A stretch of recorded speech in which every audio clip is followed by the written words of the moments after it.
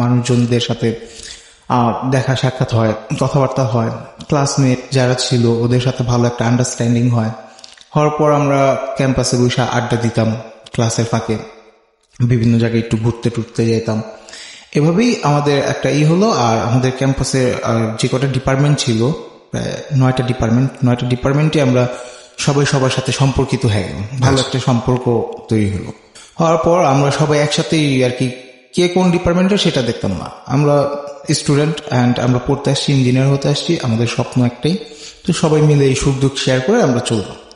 তো সবার লাইফে সবার পারিবারিক দিকে কিছু না কিছু প্রবলেম ছিল, এভাবেই দিনগুলো যেত। তো সেখানে হঠাৎ আমাদের ফার্স্ট সেমিস্টার পরীক্ষাটা শেষ হওয়ার পর 30শে জানুয়ারি রেজাল্ট দিবে ফার্স্ট সেমিস্টারে। তো রেজাল্টের জন্য আমরা সবাই ক্যাম্পাসে আসি। তো তখন বাণিজ্য মেলা চলতেছে, বাণিজ্য মেলা শেষ দুদিন আগে। তো এখন সবাই বলতেছে যে বাণিজ্য মেলায় যাই ঘুরে আসি। তো বললাম যে ঠিক আছে তোমরা যাও, আমি রেজাল্টটা নিয়ে আমাদের ডিপার্টমেন্টের রেজাল্ট আসতে দেরি করতেছে, রেজাল্টটা নিয়ে আমি বাণিজ্য মেলা আসতেছি। আচ্ছা। তখন আমার এক ক্লাসমেট, আমারই নাম, ও আমাকে ফোন দিয়া বলে যে তুমি কোথায়? বললাম আমি তো ক্যাম্পাসে। পরে বলতেছে আমি আসতেছি, আমার সাথে আমার এক ফ্রেন্ড আছে। বললাম আচ্ছা ঠিক আছে আসো, আমি আসি। তো এই কথা বলার পর ওরা আসার পর আমাকে পরিচয় করে দিল। এখানে আমি যাদের নামগুলো ব্যবহার করছি তাদের সবার নামই ছদ্মনাম। আচ্ছা, প্রয়োজনের জন্যই আপনি সেটা করছেন। ঠিক আছে। পরবর্তীতে আমি আপনার ওই নেহারের সাথে পরিচয় হই। নেহারের সাথে পরিচয়। আপনাকে ডাকলো কে? আপনার ফ্রেন্ড? আমার ফ্রেন্ড, আমার নাম তানভীর। আচ্ছা, ও আপনার সঙ্গে পড়াশোনা করতো? ও আমার সাথে শিপ বিল্ডিং এ পড়ালেখা করে। শিপ বিল্ডিং, ওকে। সো ও আপনাকে পরিচয় করিয়ে দিচ্ছে নেহারের সঙ্গে। কি বলে পরিচয় করিয়ে দিল? যে এটা আমার বন্ধু হয়, আমার এলাকায় আমরা পাশাপাশি থাকি, আমরা ছোটকাল থেকে একসাথে বড় হয়েছি। বাই দ্য ওয়ে, নেহার কি ছেলে না মেয়ের নাম? ছেলে। ওকে। তো আমি পরে বললাম যে ঠিক আছে। আর ওরা আমার এমনি এজে বয়সে ছোট। তো পরে আমি বললাম কেমন আছেন, এটি একটা সৌজন্য সাক্ষাৎ করলাম। করার পর আমরা আমাদের আরেকটা ক্যাম্পাসে গেলাম, যে ওখানে আমাদের রেজাল্টটা দেখলাম। দেখা পরে বললাম যে তাহলে চলো বাণিজ্য মেলায়। ওকে। তো আমরা বাণিজ্য মেলায় গেলাম। যাওয়ার পর তখন জার্নালিস্টদের জন্য বাণিজ্য মেলায় একটু স্পেশাল কিছু আছে, যেটা হচ্ছে তারা যদি টিকিট কাটা প্রয়োজন হয় না তাদের, এবং তাদের সাথে 2-1 এমনিতেই যায়।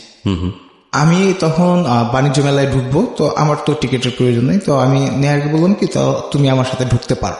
তো পরে বলার পর আমার সাথে নেহার ঢুকলো, দেখলো যে টিকিট লাগলো না। আর তখন সে জানলো যে আমি সংবাদপত্রের সাথে জড়িত, সাংবাদিকতায় জড়িত। আমি নেহারের ফ্যামিলিটার সম্পর্কে একটু কথা বলতে চাই। সেটা হচ্ছে ওর ফ্যামিলিটা সম্পূর্ণই শিক্ষিত পরিবার। ওর মা ছিল একজন স্কুলের শিক্ষিকা, এখন সে নেই, মানে চাকরিতে নেই। আর ওর বাবা সিটি কর্পোরেশনে জব করে। আচ্ছা। ওর ভাইও একজন বিএসসি ইঞ্জিনিয়ার, এখন বর্তমানে বিএসসি ইঞ্জিনিয়ারিং কমপ্লিট করছে, আর ও ইঞ্জিনিয়ারিং কমপ্লিট করতেছে। আচ্ছা। তো নেহারের সাথে বাণিজ্য মেলায় গেলাম। পরে নেহার সম্পূর্ণই শক, আর ও একটু সাদাসিধে টাইপের ছেলে। আচ্ছা, শক মানে কি? অবাক হয়েছে, তাই? সে অবাক। আচ্ছা, এটা না আমরা ভুল করে এই জিনিসটা সবাই করি। এটা শুধু ও করে তা কিন্তু না। শক মানে আমি যত জানি মর্মাহত হওয়া, কষ্ট পাওয়া, আঘাত পাওয়া। তো দেখুন, অবাক হয়েছে মানে কি? খুশি হয়েছে সে, কিন্তু আমরা ইউজ করলাম শক। এবং ইন্টারেস্টিং ফ্যাক্ট হচ্ছে সেটা শুধু ওর ক্ষেত্রে না, আমরা কিন্তু এই জিনিসটা র্যান্ডামলি মানে ভুল শব্দ ইউজ করি, এবং এই শক শব্দটা অনেকেই অবাক হওয়ার ক্ষেত্রে শক ব্যবহার করেন। আমি ঠিক জানি না যেটা বুঝে করেন না বুঝে করেন, এটা করা উচিত না। যাই হোক, বলুন তারপর আপনার সেখানে আর কি ওর কিছু বলার ভাষা পায় না আমার কাছে। তো পরে বলতেছে ভাই তুমি করে বলতেছে যে তোমার পরিচয় এরকম গোপন ভাই টিম। তা আমি বলতেছি ভাই আমি তো এটা এমনি পড়ালেখার পাশাপাশি করি, এটা পরিচয় দেওয়ার কিছু না। তো পরবর্তীতে নেয়ার সাথে আমরা বাণিজ্য মেলা ঘুরে টুরে চলে আসবো। তখন নেয়ারের কাছে একটা ফোন আসে। আচ্ছা। তো ফোন আসে পরে ওরে জিজ্ঞেস করলো যে কই তুই? পরে ও বললো যে আমি বাণিজ্য মেলায় ঘুরতেছি একজন স্পেশাল পার্সনের সাথে। আচ্ছা। তো এই কথা বললো পরে যেরকম ফোনটা রেখে দিল। তো আমি জিজ্ঞেস করলাম কে ফোন দিছে? তো পরে বলতেছে ফোন দিছে আছে একজন। তো আমাকে তখন নামটা বলেন। পরবর্তীতে বাসে উঠে যেরকম আমাকে বলতেছে যে ফোন দিছে ওটা হচ্ছে আমার ধর্মের বোন হয়, আমার আম্মুকে ও ধর্মের মা ডাকছে। এটা নেহার বলছে? নেহার বলছে। তো পরবর্তীতে আমরা ওখান থেকে আমাদের চলে যায়। তো আমি আমরা গুলিস্তান নামার পরে ওর বাড়ি হচ্ছে শনিয়াকড়ায়, নেহারের বাড়ি হচ্ছে শনিয়াকড়ায়, আর তানভীরের বাড়িও শনিয়াকড়ায়। জি। তো আমার বাড়ি হচ্ছে কেরানীগঞ্জ। তো আমি কেরানীগঞ্জ যাব, তো গুলিস্তানে আমরা নেমে যেরকম আমি ওদের বিদায় দিলাম, বিদায় দেওয়ার সময় নেহারকে একটা কথা বললাম যে মনে হয় যে আজকেই নেহার চ্যাপ্টারটা শেষ, নেহারের অধ্যায়টা আজকেই মনে হয় শেষ। প্রথম দেখা হঠাৎ আর কি মুখ দিয়ে বেরিয়ে আসলো যে প্রথম দেখা, এবং খুব ভালো লাগলো, সময়গুলো খুব ভালো কাটলো।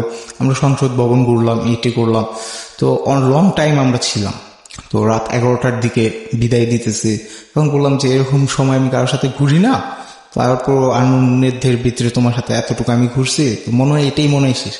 পরে ও আমাকে বলতেছে যে শেষ না, তোমার নাম্বারটা দাও। আচ্ছা। আমার নাম্বার আমার ফেসবুক আইডিটা নিল, নেওয়ার পর ওর মতো চলে গেছে, আমি আমার মতো। তারপর আমার দিনগুলো আমার স্বাভাবিকভাবেই কাটছে, আমি আমার পড়ালেখা, আমার ক্যাম্পাস, এগুলো নিয়ে আমি ব্যস্ত। জি। এর মধ্যে দেখলাম আমার ফোন একটা ফোন আসছে, আননোন নাম্বার। ওকে। তো আসার পর আমি বললাম যে এই সময় আননোন নাম্বার কে হতে পারে, তো আবার মিস কল। তো পরে ফোন ব্যাক করলাম, তো ব্যাক করার পর দেখলাম একটা ফিমেল ভয়েস বলতেছে, ভাইয়া সরি, আমি আমার ফ্রেন্ডকে ফোন দিতে গেছি, আপনার নাম্বারে কল ঢুকে গেছে। বললাম ঠিক আছে, ভালো থাকবেন বলে আমি রেখে দিছি। তো আমি কেন যেন আমার মনের ভিতরে মনে হচ্ছিল যে এই ফোনটা কেউ আমার সাথে প্রাঙ্ক করার জন্য, মানে ফান করার জন্য আমাকে কলটা দিচ্ছে। আচ্ছা। তো আমি আমার ক্যাম্পাসে গেলাম, তারপর দিন যাওয়ার পর আমি সেই মুহূর্তেই আমি নেহারকে ফোন দিই, নেহারের নাম্বারটাতে কেন জানি ফোন দিই। আর নেহার তখন সানির সাথে ছিল। সানি, ওকে। সানিটা কি? সানিটা হচ্ছে আমার এক্স গার্লফ্রেন্ড। আচ্ছা। যাকে আর কি আমার জীবনের মাঝখানের যে ভয়াবহ কাহিনীটা আচ্ছা, হয়েছে, সানি এটা হচ্ছে ওর ছদ্মনাম। ফোন দিয়ে আমি বললাম যে ভাই আমার নাম্বারে একটা ফোন আসছে আননোন, কি অবস্থা জিজ্ঞেস করি। পরে বললাম যে একটা আননোন নাম্বার থেকে ফোন আসছে, ফিমেল। তো আমার মনে হচ্ছে কে যেন আমার সাথে ফাইজলামি করার জন্য ফোনটা দিছে। পরে ও হাসতেছে, কয় তাই নাকি? আমি কই হ্যাঁ ভাই, আমি জানি না কেন এরকমটা হলো। ও আচ্ছা ঠিক আছে, দেখো কে ফাইজলামি করতেই করে। আমি না, আমি খোঁজ নিয়ে নিব, কে করছে এটা বের করে ফেলবো। ওকে। এটা আমার মন থেকে কেন জানি আসতেছিল। তো এরপর আমি তারপরের দিন ক্যাম্পাসে যাই, যাওয়ার পর আমার যত ফিমেল ফ্রেন্ড ছিল আমি সবাইকে জিজ্ঞেস করি যে এই নাম্বারটা তোদের মধ্যে কার, কারণ সবাই একটা সিম ব্যবহার করে না, দুইটা সিমও ব্যবহার করে। জি। তো এর জন্য জিজ্ঞেস করি, আমার ফ্রেন্ডদের জিজ্ঞেস করি যে তোরা কে তোদের গার্লফ্রেন্ডদের ফাইজলামি করেছিস কিনা। সবাই বলতেছে আমরা এই নাম্বার চিনি না। ওকে। আর আমার ক্যাম্পাসে কারোর ভিতরেই ছিল না। আচ্ছা। তো পরে আমি এটা স্বাভাবিকভাবেই ভুলে যাই। আর ভুলে যাওয়ার পর আমি আমার আবার ক্যাম্পাস লাইফে আমি সুন্দরভাবে করতেছি। তখন আমি ফার্ম গেটে নতুন আবার ম্যাচ নিই। ওকে। কারণ আমাদের স্টাডির জন্য যাতায়াতে সময় অনেক পার হয়ে যায়, এই কারণে যেরকম আমার বাসা থেকে আমার ইসে উঠা লাগে। ওকে। সেখানে আমি আমার ফ্রেন্ডদের সাথে আড্ডা দিতেছি, করতেছি, ভালোই সময় যাচ্ছে।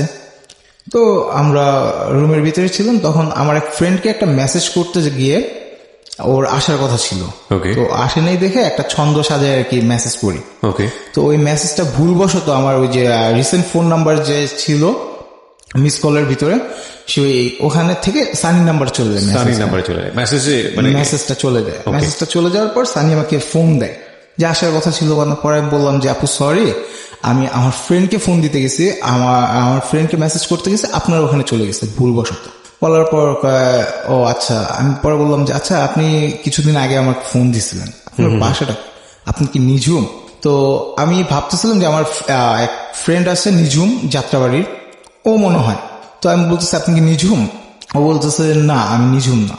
আমি কি আপনি থাকেন কোথায়? বলতেছে যাত্রাবাড়ি। ওকে। পরে আমি বললাম যাত্রাবাড়ি শুনি একটা ম্যাচ খেতেছে না, যাই হোক আপু ভালো থাকেন বলে আমি রেখে দিচ্ছি। ওকে। তো আমি আমার ফ্রেন্ডদের নিয়ে ব্যস্ত। তো কিছুদিন পরে নেহা আমার সাথে চ্যাটিং করে ফেসবুকে। চ্যাটিং এর পর বলতেছে ভাই তোমাকে মিস করতেছি। আমি বললাম ভাই আমি মিস করতেছি সেই দিনের কথাগুলো, খুব ভালোই সময় কাটছে, তো কি করা যায়, আসো একদিন ক্যাম্পাসে, আমি তো ফার্ম গেট আছি। তো পরেও বলতেছে তুমি আমার এলাকায় আসো, আমি তো তোমাদের ওখানে ঘুরে আসছি, তুমি আমার এলাকায় আসো। কে বলে এটা? এটা নেহার বলে। নেহারের ইনভাইটে আমি যাই, শুনি একটা। আচ্ছা। যাওয়ার পর সেখানে নেহার আর তানভীর দুজন উপস্থিত ছিল। জি। ওদের সাথে আমি দেখা করি, দেখা করার পর স্বাভাবিকভাবে একটা সৌজন্য সাক্ষাতের পর আড্ডা টাড্ডা হয়। আড্ডা হওয়ার পর ওদের এলাকাটা একটু আমি ঘুরি, তারপর আমি আমার মতো আবার চলে আসি। ওকে। তার কিছুদিন পর, মানে 3-4 দিন পর, আবার আমার এক ফ্রেন্ড, ওর নাম হচ্ছে আশিক, ওকে নিয়ে আমি যাই শনি একটা নেহারিদের সাথে আবার দেখা করতে। এটা আমাদের সেকেন্ড মিট। ওকে। তো দেখা করতে যাই, পরে সেখানে আমরা দেখা সাক্ষাৎ করে আড্ডা টাড্ডা দিয়ে চলে আসবো সন্ধ্যার সময়। তো নেহারের কাছে আবার ফোন আসে আমাদের আড্ডা শেষ পর্যায়ে। তো ফোন আসার পর নেহার বলতেছে, নেহারকে জিজ্ঞেস করছে যে কই তুই? ও বলছে যে আমি শুনি একটা। বলছে পরে সানি বলছে ওকে যে তুই থাক, আমি আসতেছি। তো ফোনটা লাউড দেওয়া ছিল, নেহারের ফোন প্রবলেম থাকার কারণে, যার কারণে আমরা সবাই শুনতে পারি। তো পরবর্তীতে আমরা ফাইজলামি করতেছিলাম বিভিন্ন বিষয় নিয়ে, টপিক নিয়ে। তো ফাইজলামির মাঝে নেহার যেরকম আমরা জানলাম যে নেহার কাজিন আসতেছে, মানে ওর ধর্মের বোন, মানে তো কাজিন। তো ওর কাজিন আসতেছে, কাজিনের সাথে ফ্রেন্ডও আসতেছে। তো একটু ফাইজলামি করে সবাই পরিচিত হয়ে আড্ডা টাড্ডা দিয়ে যায়। এভাবেই আর কি একটা কথা হয়। তারপর অনেকক্ষণ দেখলাম টাইম পার হয়ে যাচ্ছে, আসতেছে না সানি। তো এরপর আমি নেহারকে আর কি বলা হলো যে নেহার তোমার বোন কই? তোমার বোন তো আসতেছে না, আমরা চলে যাই। পরে বলতেছে না আসতেছে, দাঁড়াও, সব দেখা সাক্ষাৎ করেই যাও। তো এভাবে হলো আমাদের কথা। তো এর মাঝখানে ইন্টারেস্টিং বিষয় হচ্ছে যে ওদের দেরির কারণে ফোন দেওয়া লাগবে ওদের, কারো ফোনে টাকা নেই। আমি ফোনটা বের করে দিই, দেওয়ার পর আমার নামে যে আমার ক্লাসমেটটা তানভীর, ও বলতেছে যে তুমি ফোন বের করে দিলা, নাম্বার নেওয়ার ফোন দি। বলার পর আমি বললাম না থাক ভাই, আমার নাম্বার নিতে হবে না, মোবাইলটা আমি পকেটে রেখে দিই। তা দেওয়ার পরে নেহার বলতেছে আস্তে আস্তে যে নাম্বার কি নিবো, নাম্বার ওর কাছে আছে। এই কথাটা বলছে পরে আমি যেরকম বলতেছি আমার কাছে আছে, মানে ওই যে আমি তোমার ফোন দিয়ে বলছিলাম মেয়েটার কথা, সে মেয়েটাই তোমার বোন। এই কথাটা বলার পর নেহার বলতেছে ভাই সরি, আমার ভুল হয়ে গেছে, আর এটা আর কি সানি আমার থেকে জোর করে নাম্বারটা তোমার নিচ্ছে। আচ্ছা। তো এই কথা বলার পর আমি আচ্ছা ঠিক আছে, তাইলে আর যেতেছি না, আসুক আছে আসলে পরে বুঝাবো যে ফাইজলামি কারেক্ট বলে। এই কথা বলার পর আমরা ওখানে ফাইজলামি করতেছি, আর ওখানে কিছু কথা হয় আমাদের মাঝে এমন যে আমি নেহারকে বলি যে বিয়ে করবা, বোনকে বিয়ে দিবা, একটা বন্ধুর কাছে দিও, কারণ এক বন্ধু আরেক বন্ধুর সম্পর্কে ভালো বলতে পারে, ওর গোপনীয়তা সম্পূর্ণ এক বন্ধু আরেক বন্ধু জানে। তো বন্ধুর থেকে বেটার ছেলে তুমি পাবা না। ওকে। তো এইসব কথা বলার পরে যেরকম নেহার বলতেছে বিভিন্ন এটি চলে গেল আমাদের। তো এই কিছুক্ষণ পরে দেখি যে সানি আসতেছে। তো আসতেছে পরে সানিকে আমি কখন দেখিও না। তো আমি নেহারকে বললাম কি ওই দেখো, আমি আঙ্গুল দিয়ে দেখালাম যে ওই দেখো যে তোমার বোন আয়শা করছে। ও আমার বলতেছে তুমি চিনলা কেন? সেটা তো আমাদেরও প্রশ্ন যে আপনি তো এর আগে কখনো সানিকে দেখেন, সানিকে চিনলেন কিভাবে? তো আমি সানিকে কখনো দেখি নাই, কখনো ওর সম্পর্কে জানতাম না। তো হঠাৎ কেন জানি ফিল হলো। বাই দ্য ওয়ে সানিটা কিন্তু এখানে একটা মেয়ে, আমি যদি ভুল না করে থাকি, রাইট? কারণ সানি অনেক ছেলের নামও আছে, সে কারণেই বলছি। নেহার ছেলে, নেহার এবং সানি হচ্ছে বন্ধু বান্ধবী, হ্যাঁ। কিন্তু সানির সঙ্গে আপনার এই মিস কল বা এরকম এসবের মধ্য দিয়ে পরিচয় ঘটছে, আর কি একটা পরিচিতি ঘটছে। তো এরপর আমি সানিকে দেখালাম, পরে সবাই অবাক যে সানিকে আমি কিভাবে চিনলাম, বা এই সানিকে আমি তো কখনো দেখিনি। আমি বললাম যে ভাই আমার একটা ফিল আসলো, মনে হলো যে এটাই সানি। তো আমি এই কারণে বললাম। আচ্ছা, আন্দাজে ঢিল দিয়েছেন আর ডিলটা কাজে পড়ে গেছে। হ্যাঁ। তো পরবর্তীতে আপনার সানি আসলো, সানির সাথে 2টা ফ্রেন্ড নিয়ে আসছে। একটা ওর বড় বোন হয়, মানে পাড়া প্রতিবেশী বড় বোন। সেই বোনটার নাম হচ্ছে সীমাপু, আর ওর ফ্রেন্ড ছিল প্রিয়াঙ্কা। ওকে। ওরা 2জন পাশে ছিল। তো সানি হাসতেছিল, কারণ ও লজ্জা ফিল করতেছিল আমাকে দেখে, যে ফোনে তো ফান করছে। তো ও জানতো না যে আমি জেনে গেছি অলরেডি। ওকে। তা আমি কি করি, ওখানে খাড়াই ওরে ফোন দিই। তোর ফোনটা ও সাইলেন্ট করে রাখে। তো ফোনটা সাইলেন্ট থাকার কারণে রিংটোন বাজে না। ও বুঝতে পারে যে আমি ফোন দিছি ওরে। তো ওখান থেকে তাড়াহুড়া করে মার্কেটে চলে যায়। ওকে। মার্কেটে চলে যায়। তো আমরাও চলে যাব। তো সেখানে আমাদের সাথে ওই তানবীর যে ছিল, সে চলে গেল, ওর বাসায় তাড়াতাড়ি যেতে হবে। জি। তো আশিক আর আমি 2জন মিলে ফাইজলামি করতেছি। আশিক আপনার ফ্রেন্ড? আশিক আমার ফ্রেন্ড। তো আমরা দুজন মিলেই ফাইজলামি করতেছি, আমাদের সাথে তখন নেয়ার ছিল আচ্ছা আর সানি ওরা মার্কেটে। তো পরে আমি নেহারকে বলতেছি যে সানি নেহারকে আবার ফোন দিছে, ফোন দিয়ে বলতেছে যে তুই যাইস না, আমাদের নিয়ে যা। ওকে তো নেহার বলতেছে যে আমি তোদের সাথে এই করতে পারবো না, আমি ওদের নিয়ে ব্যস্ত আছি। পরে আমি বললাম যে ভাই দেখো, তোমার বোন মেয়ে মানুষ আর সন্ধ্যার পরে আসছে মার্কেটে, একা ছেড়ো না, ওরে সাথে করে নিয়ে যাও। Okay. তো এই কথা বলার পরে আমি বললাম যে চলো তোমার আগে দে। আমরা মার্কেট পর্যন্ত গেলাম, যাওয়ার পর মার্কেটের বাইরে আমি আর আশিক দুজন ফাইজলামি করতে করতে চলে আসবো। ওই মুহূর্তে সানি ওরাও বের হয়ে আসলো, নিহার যায় বের করে নিয়ে আসলো। আসার পর বললো যে ভাইয়া ভালো থাকবেন আপনারা, আমরা একটু ফ্রেন্ডের বাসায় এসেছি, এক ফ্রেন্ডের বার্থডে, জি এই কথা গিফট কিনতে আসছিলাম। তো পরে আমরা বললাম হ্যাঁ ভালো থাকবেন আপনারা, মন চাইলে আমাদের ওখানে যায়। জি তো ইনভাইট দিয়ে আমরা চলে যাই। তো যাওয়ার পর আমি বাসে উঠে সানিকে আবার ফোন দিই। ফোন দেওয়ার পর সানি তখন ফোনটা রিসিভ করে বলতেছে ভাইয়া সরি, আমি বুঝতে পারি নাই, আমি আপনার সাথে এমনি ফাইজলামি করতে গেছিলাম। ওকে তো আমি বললাম যে ইটস ওকে, সমস্যা নাই, এমনি আপনার সাথে কথা বলে ভালো লাগবে। তো এই কথা বলার পর তখন সানি সম্পর্কে আমি কিছুই জানতাম না। তো এই কথা বলার পর সানি বলল যে হ্যাঁ আপনি চাইলে মাঝে মাঝে ফোন দিতে পারেন। ওকে আমি বললাম যে ঠিক আছে। পরে রেখে দিলাম। তো রেখে দেওয়ার পর আমি ওর একটা টেক্সট করলাম যে রাত 9টার পরে কি ফোন দিতে পারবো। ও আমাকে মেসেজ করলো যে হ্যাঁ অবশ্যই অফকোর্স বলে একটা মেসেজ করলো। তো পরে আমি 9টার পর সেদিন আবার আমার এক ফ্রেন্ডের হলুদ ছিল, জি আমি সে হলুদে যাই। যাওয়ার পর হলুদটা বোরিং লাগতেছিল। তো পরে সানিকে আমি ফোন দিই। Okay. 9টার পর ফোন দেওয়ার পর সানি ধরার পর আমরা ইন্ট্রোডাকশন হওয়ার পর নিজেদের ফ্যামিলি সম্পর্কে দুজনের বলার পর আস্তে আস্তে আমাদের কথা আগাতে থাকে। মানে সানিকে আপনি আপনার ফ্যামিলি সম্পর্কে বললেন, ওর ফ্যামিলি, যেটা হয় প্রথম দিকে বাতচিত হলো, হ্যাঁ আননোন পার্সনের সাথে, রাইট। তো এরপর আমরা একটা পরিচিতিতে চলে গেলাম। তো আমাদের ফার্স্ট উইক মানে আমরা এক সপ্তাহ যে কথা বলছি, এক সপ্তাহ আমরা 5000 মিনিট কথা বলছি, 5000 মিনিট। সেখান থেকে ফোনে আর কি বলি যে আমরা কিন্তু আজকে 5000 মিনিট কথা বলে ফেললাম। তো এই কথা বলার পর কয় আপনি এটা হিসাব রাখছেন? বললাম মিনিট কাট কিনি তো, সেই হিসাবে হিসাব রাখা আছে। আমি এক পর্যায়ে কিন্তু আমার ক্যাম্পাস থেকে আমি সম্পূর্ণ ওর জগতে চলে যাচ্ছি। ওকে এখানে ওর জগৎ চলে যাচ্ছেন বলতে, ওর জগতে ওরে নিয়ে আমি ব্যস্ত হয়ে যাচ্ছি, কারণ সারাটা দিন একটা মানুষের সাথে কথা বলা, অলওয়েজ নক করছেন, অলওয়েজ পিন করছেন, রিপ্লাই আসতেছে, হ্যাঁ। কথাবার্তা বলতেছেন, টাইম পাস করতেছেন। ওকে ফাইন, এইভাবে চলছে। তো আমাদের কিন্তু ফ্রেন্ডশিপও না, কোনো রিলেশনও না তখন।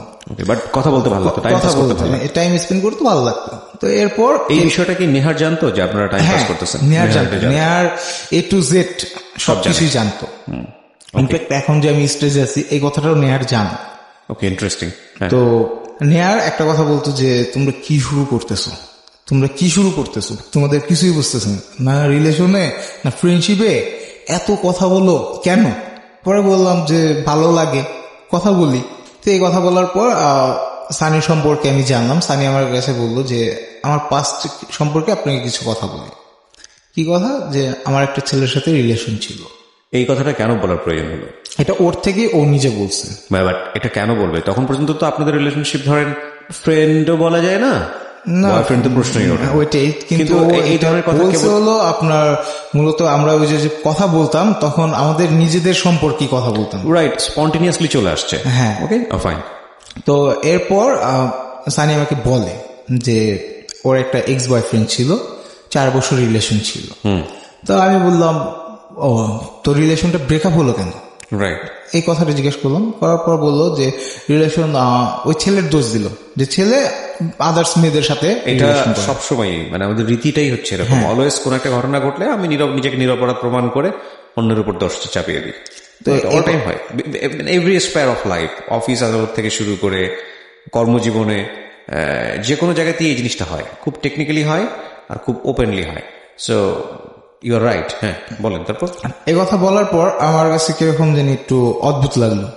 ও একটা ভালো মেয়ে, ওর সাথে রিলেশন ছাইরা ও অন্য মেয়ের সাথে রিলেশন করবে কেন? সানি আমাকে বললো যে আমাদের এলাকার সানি এবং ওই ছেলেটার ছদ্মনাম হচ্ছে নাদিম। তো নাদিম বলতেছে, নাদিমের সাথে আমি কন্ট্যাক্ট করে জানতে পারি যে ওদের রিলেশনের কথাটা ওদের এলাকার সবাই জানে। তো সানির সাথে আমার এই কথা বলার পরে সানি বললো যে ছেলেটার এই দোষ, একটা কজ দেখালো যে মানুষ আমি রিস্কাওয়ালার সাথেও সম্পর্ক করতে পারবো কিন্তু এরকম চরিত্রহীন মানুষ আমি দেখতে পারি না। যাদের চরিত্রে সমস্যা আছে। তো এ কথা বলার পর আমি তার সাথে আর কোনো কথা বাড়াইনি, না বাড়াই তারপর আমরা অন্য টপিক নিয়ে কথা বলতাম। তো হঠাৎ আমি ওকে একটা রিলেশনশিপে আর কি যাওয়ার জন্য মেসেজ করি, মানে লাভ প্রপোজাল দিলেন? লাভ প্রপোজাল দিলাম মেসেজ করে। মেসেজে ছিল যে do you love me, I like you. আর একটু কথা এমনি লেখা ছিল যে জানি না যে কথাটা বলার পর ফ্রেন্ডশিপটাও কি ভেঙে যাবে কিনা। ওকে, সো এটা আপনারা কতদিন কথাবার্তা বলার পরে গিয়ে আপনি এই প্রপোজালটা দিলেন? এটা 1 সপ্তাহ যাওয়ার পর। মাত্র 1 সপ্তাহ যাওয়ার পরে? 1 সপ্তাহ যাওয়ার পর, কারণ আমরা 1 সপ্তাহে এতটাই ক্লোজ হয়ে গেছিলাম যে সারাটা দিন আমরা ফোনে থাকতাম। ওকে, সো এটাই কি আপনার লাইফের ফার্স্ট? এটাই আমার লাইফ ফার্স্ট। ওকে, ফাইন, ঠিক আছে। তো এরপর ইন দ্য মিন টাইম ওর লাইফে আপনি হচ্ছেন সেকেন্ড, বাট আপনার লাইফে ওই ফার্স্ট। ওকে, এরপরে আমি ওর টেক্সট দেওয়ার পরে ও ফোন দেয় আমাকে, তখন প্রায় রাত 1:30 বাজে। তো ফোন দেওয়ার পর আমি ফোনটা রিসিভ করার সাহস পাচ্ছি না যে কিছু একটা নেগেটিভ বলতে পারে।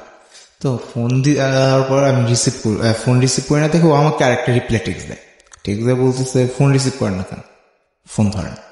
পরে আমি ফোনটা ধরলাম, ধরার পর আমি চুপ, আমি কোনো কথা বলার সাহস পাচ্ছি না ওর সাথে। ও আমাকে বলতেছে আমি কি কোনো কিছু পাইছেন? পরে বলতেছে হ্যাঁ পাইছি। আপনি জিজ্ঞেস করেছেন কোনো কিছু পেয়েছেন কিনা? ওকে, পাইছি। আমি পরে বলতেছি ও তো কোনো অ্যান্সার দিলেন না যে? পরে বলতেছে আমি অ্যান্সার আপনাকে 2-3 দিন পরে দিই। ওকে, তো এই কথা বলার পর বললাম যে ঠিক আছে, সমস্যা নেই। আমি ভাবছিলাম যে আমাদের যে সম্পর্কটা আছে সেটাও মনে হয় শেষ। পরে এসে বলতেছে আপনি ভয় পান কেন, ভিতর ডিম। বলার পর যেরকম আমরা সেই রাত কথা ক্লোজ। এরপর 3 দিন যাওয়ার পর আমাদের ও হ্যাঁ প্রপোজাল দেয়, ইয়েস বলে। তো এই কথাটা তখন নেয়ারের সাথে আবার আমি শুনি একটা ছিলাম, শেয়ার করি আমি তো তোমার বোনকে। তো আমাকে বলতেছে যে তোমার সবগুলা টেক্সট, সবগুলা তোমাদের কথা আমি জানি। কিভাবে? আমার সানি শেয়ার করছে, সানি বলছে। আমি বললাম সানি বলছে তাহলে তো আর ওর কাছে হাইড করার কোনো প্রশ্নই আসে না, যেহেতু সানি এখানে শেয়ার করতেছে। তো পরে আমি ওরা বললাম যে ঠিক আছে তুমি তাহলে বাকি কাহিনীটুকু শুনো। ও তো 3 দিনের সময় দিচ্ছে। পরে নেয়ার আমাকে বলতেছে যে তোমরা কি শুরু করছো, তোমরা রিলেশনে যাও না। নেয়ার বারবার না করতেছে, আমি বুঝতে পারিনি কেন না করছে। আর নেয়ারেরও মন আর কি এদিকে সায় দিচ্ছিল। তো আমি বলছি রিলেশন হোক, যা হওয়ার হবে, দেখা যাবে পরেরটা পরে। তো এই কথা বলছি, পরে সানিও সেমই অ্যান্সার দিচ্ছে ওরে। নেয়ার আমার বলতেছে দুইজনে দিয়ে একই উত্তর, তো তোমরা কি দুজন এক হয়ে গেছো? আমি কি না ভাই এক হয়ে নাই, কিন্তু সেম অ্যান্সার আসতে পারে, এটা কিছু না, অস্বাভাবিক কিছু। তো এরপর সানির সাথে আমি আবার ফোনে কথা বলতে থাকি বিভিন্ন বিষয়ে কথা বলা হয়। তো সানিদের ও তখন এইচএসসি পরীক্ষা দিবে, তো আমাদের কিন্তু প্রতিনিয়তই দেখা হতো। আচ্ছা, আমার ক্লাস শেষ করে আমি শনি একটা চলে যেতাম, আর সানিও বিকালের পরে বাসার থেকে বের হতো। আর সানি নেহারদের বাসায় নেহারের বড় ভাইয়ের কাছে পড়তো, টিউশন পড়তো। নেহার এবং সানি দুজন একসাথে পড়ালেখা করতো, দুজন এক ক্লাসেই ছিল। তো সেখানে আপনার সানি আর কি আমাদের ফোনে আবার এই কথা বলা শুরু। তো আমরা অনেক দূর চলে গেলাম কথা বলতে বলতে, ফ্যামিলি ডিটেলস নিয়ে, এই সম্পর্ক ওই সম্পর্ক, ওর পাস্ট আমার পাস্ট, কেমনি কি হয়েছে। তো আমার পাস্ট সম্পর্কে আমি ওরা বললাম যে আমার পাস্ট সম্পর্কে যা কিছু আছে আমি তোমার সবকিছুই শেয়ার করবো। তো ও বলতেছে হ্যাঁ আমার পাস্ট সম্পর্ক আমি আপনার সাথে শেয়ার করবো। এই কথা বলার পর দুজনের মধ্যে ভালো একটা সম্পর্ক তৈরি হলো। তো এই সম্পর্কটা কিছুদিন যাওয়ার পর ওর মা জেনে যায়, ফার্স্টে জানে ওর মা। আচ্ছা, কথাটা জানার পর ওর মা ওরে একটা কথা বলছে, এটা ওর মুখের থেকে শোনা আমার। ও বলছে আম্মু কি বলা জানেন? আমি কি বলে? বলতেছে যে এখনই এত তাড়াহুড়ো হয়ে গেছে, ডাক দিয়ে উঠায় দি। মানে কথার অর্থটা ছিল এমনই যে ডাক দিয়ে বিয়ে দিয়ে তোর দিয়ে দি। তো আমি হাসলাম, আমি ওর বললাম যে এখন তো আমাদের এইসব পসিবলই না, কারণ আমার পড়ালেখা শেষ করতে আমার মিনিমাম 3 বছর সময় দিতেই হবে। 3 বছর সময় দিলে আমি একটা লাইফে কোনো একটা পজিশনে যেতে পারবো। কারণ আমার ইঞ্জিনিয়ারিংটা শেষ হলে, ইন্টারমিডিয়েট কমপ্লিটের পরে একটা ডিপ্লোমা স্টুডেন্টদের একটা থাকে যে তারা চাকরি পায়। তো সেই হিসাবে যেরকম আমি ওর এই কথাটা বললাম যে মিনিমাম 3 বছর, আর তুমিও তো পড়ালেখা করতেছো, তো তুমি তোমার পড়ালেখা এইটি। পরে ও বললো যে ওর ফ্যামিলির ও যেটা বলবো সেটাই। জি। এইভাবে আমাদের রিলেশনটা শুরু।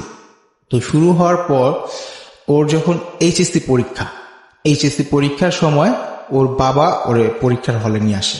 আচ্ছা। আর নেহারের আম্মু নেহারকে পরীক্ষার হলে নিয়ে আসে। তাও পরীক্ষার হলটা পড়ছে আমার বাসার পাশে, মানে নদীটা পার হলেই পরীক্ষার হল। তো পরে পরীক্ষার হলে তো আমি আর তানভীরও যাত্রাবাড়ি থেকে আসে। নেহারদের ফার্স্ট পরীক্ষা, এইচএসসি এক্সামিনেশন। তো এর জন্য একটা উৎসাহিত দেওয়ার জন্য, পরীক্ষা ভালো জানি লেখে, এই উৎসাহিত দেওয়ার জন্য আমরা পরীক্ষার হলের সামনে দিই। যাওয়ার পর দেখা সাক্ষাৎ করি, কথাবার্তা বলি। বলার পর নেহার সানির বাবার সাথে সেদিন আমি ফার্স্ট ইন্টারাকশন। ওরা পরীক্ষার হলে চলে যায়। তো যাওয়ার পর তানভীর ক্যাম্পাসে চলে যাবে। তো আমি ওখান থেকে সরতে পারতেছি না। আমার কাছে কেন জানি মনে হচ্ছে যে 3 ঘন্টা পরে তো বের হবে, তো আমি অপেক্ষা করি। এইভাবে আমি ওখানে রয়ে যাই। তো আমাকে নেহারের আম্মু বলতেছে, বাবা তুমি এখন চলে যেতে পারো, সমস্যা নেই। আমি বললাম, না আন্টি, আপনারা আসছেন আমার এলাকায়, থাকেন, আমি আপনাদের সাথে আছি। কোনো কিছু যদি প্রয়োজন পড়ে বা এখানে যদি কোনো একটা সমস্যা হয়, কারণ পরীক্ষার হলের সামনে দেখা গেছে ক্যাম্পাস এরিয়াগুলোতে একটা গন্ডগোল লেগে যায়, তখন আপনারা কোথায় যাবেন? আর এখানে আমার সবকিছু পরিচিত আছে, একটা সেফ টিম বলে, যেরকম আমি ওখানে থেকে যাই।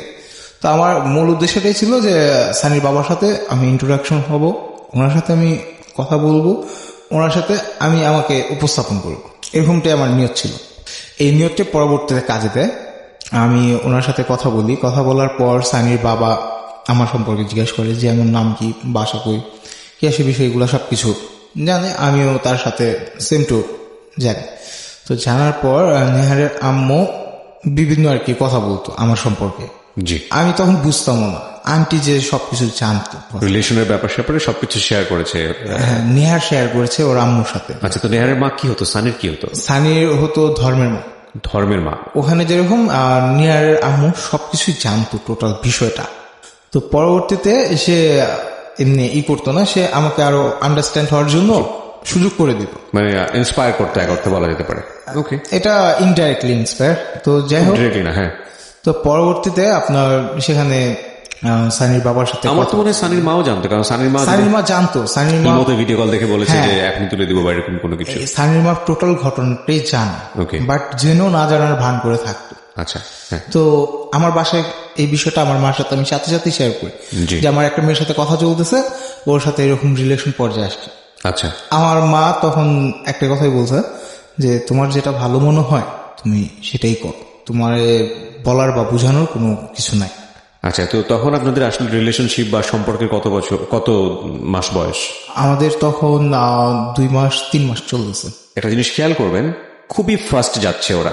সো এই জিনিসগুলো একটু খেয়াল করাটা জরুরি। 1 সপ্তাহের মধ্যে কথোপকথন হয়ে 1 সপ্তাহের মধ্যে প্রপোজ করা এবং 2-3 মাসের মধ্যে ফ্যামিলি জেনে যাওয়া, এই ছেলেটি আবার তার ফ্যামিলিতে গিয়ে অলরেডি ইনফর্ম করা যে আমার লাইফে আমি এরকম কাউকে চিন্তা করছি, মানে খুব দ্রুত হয়ে যাচ্ছে আর কি সবকিছু।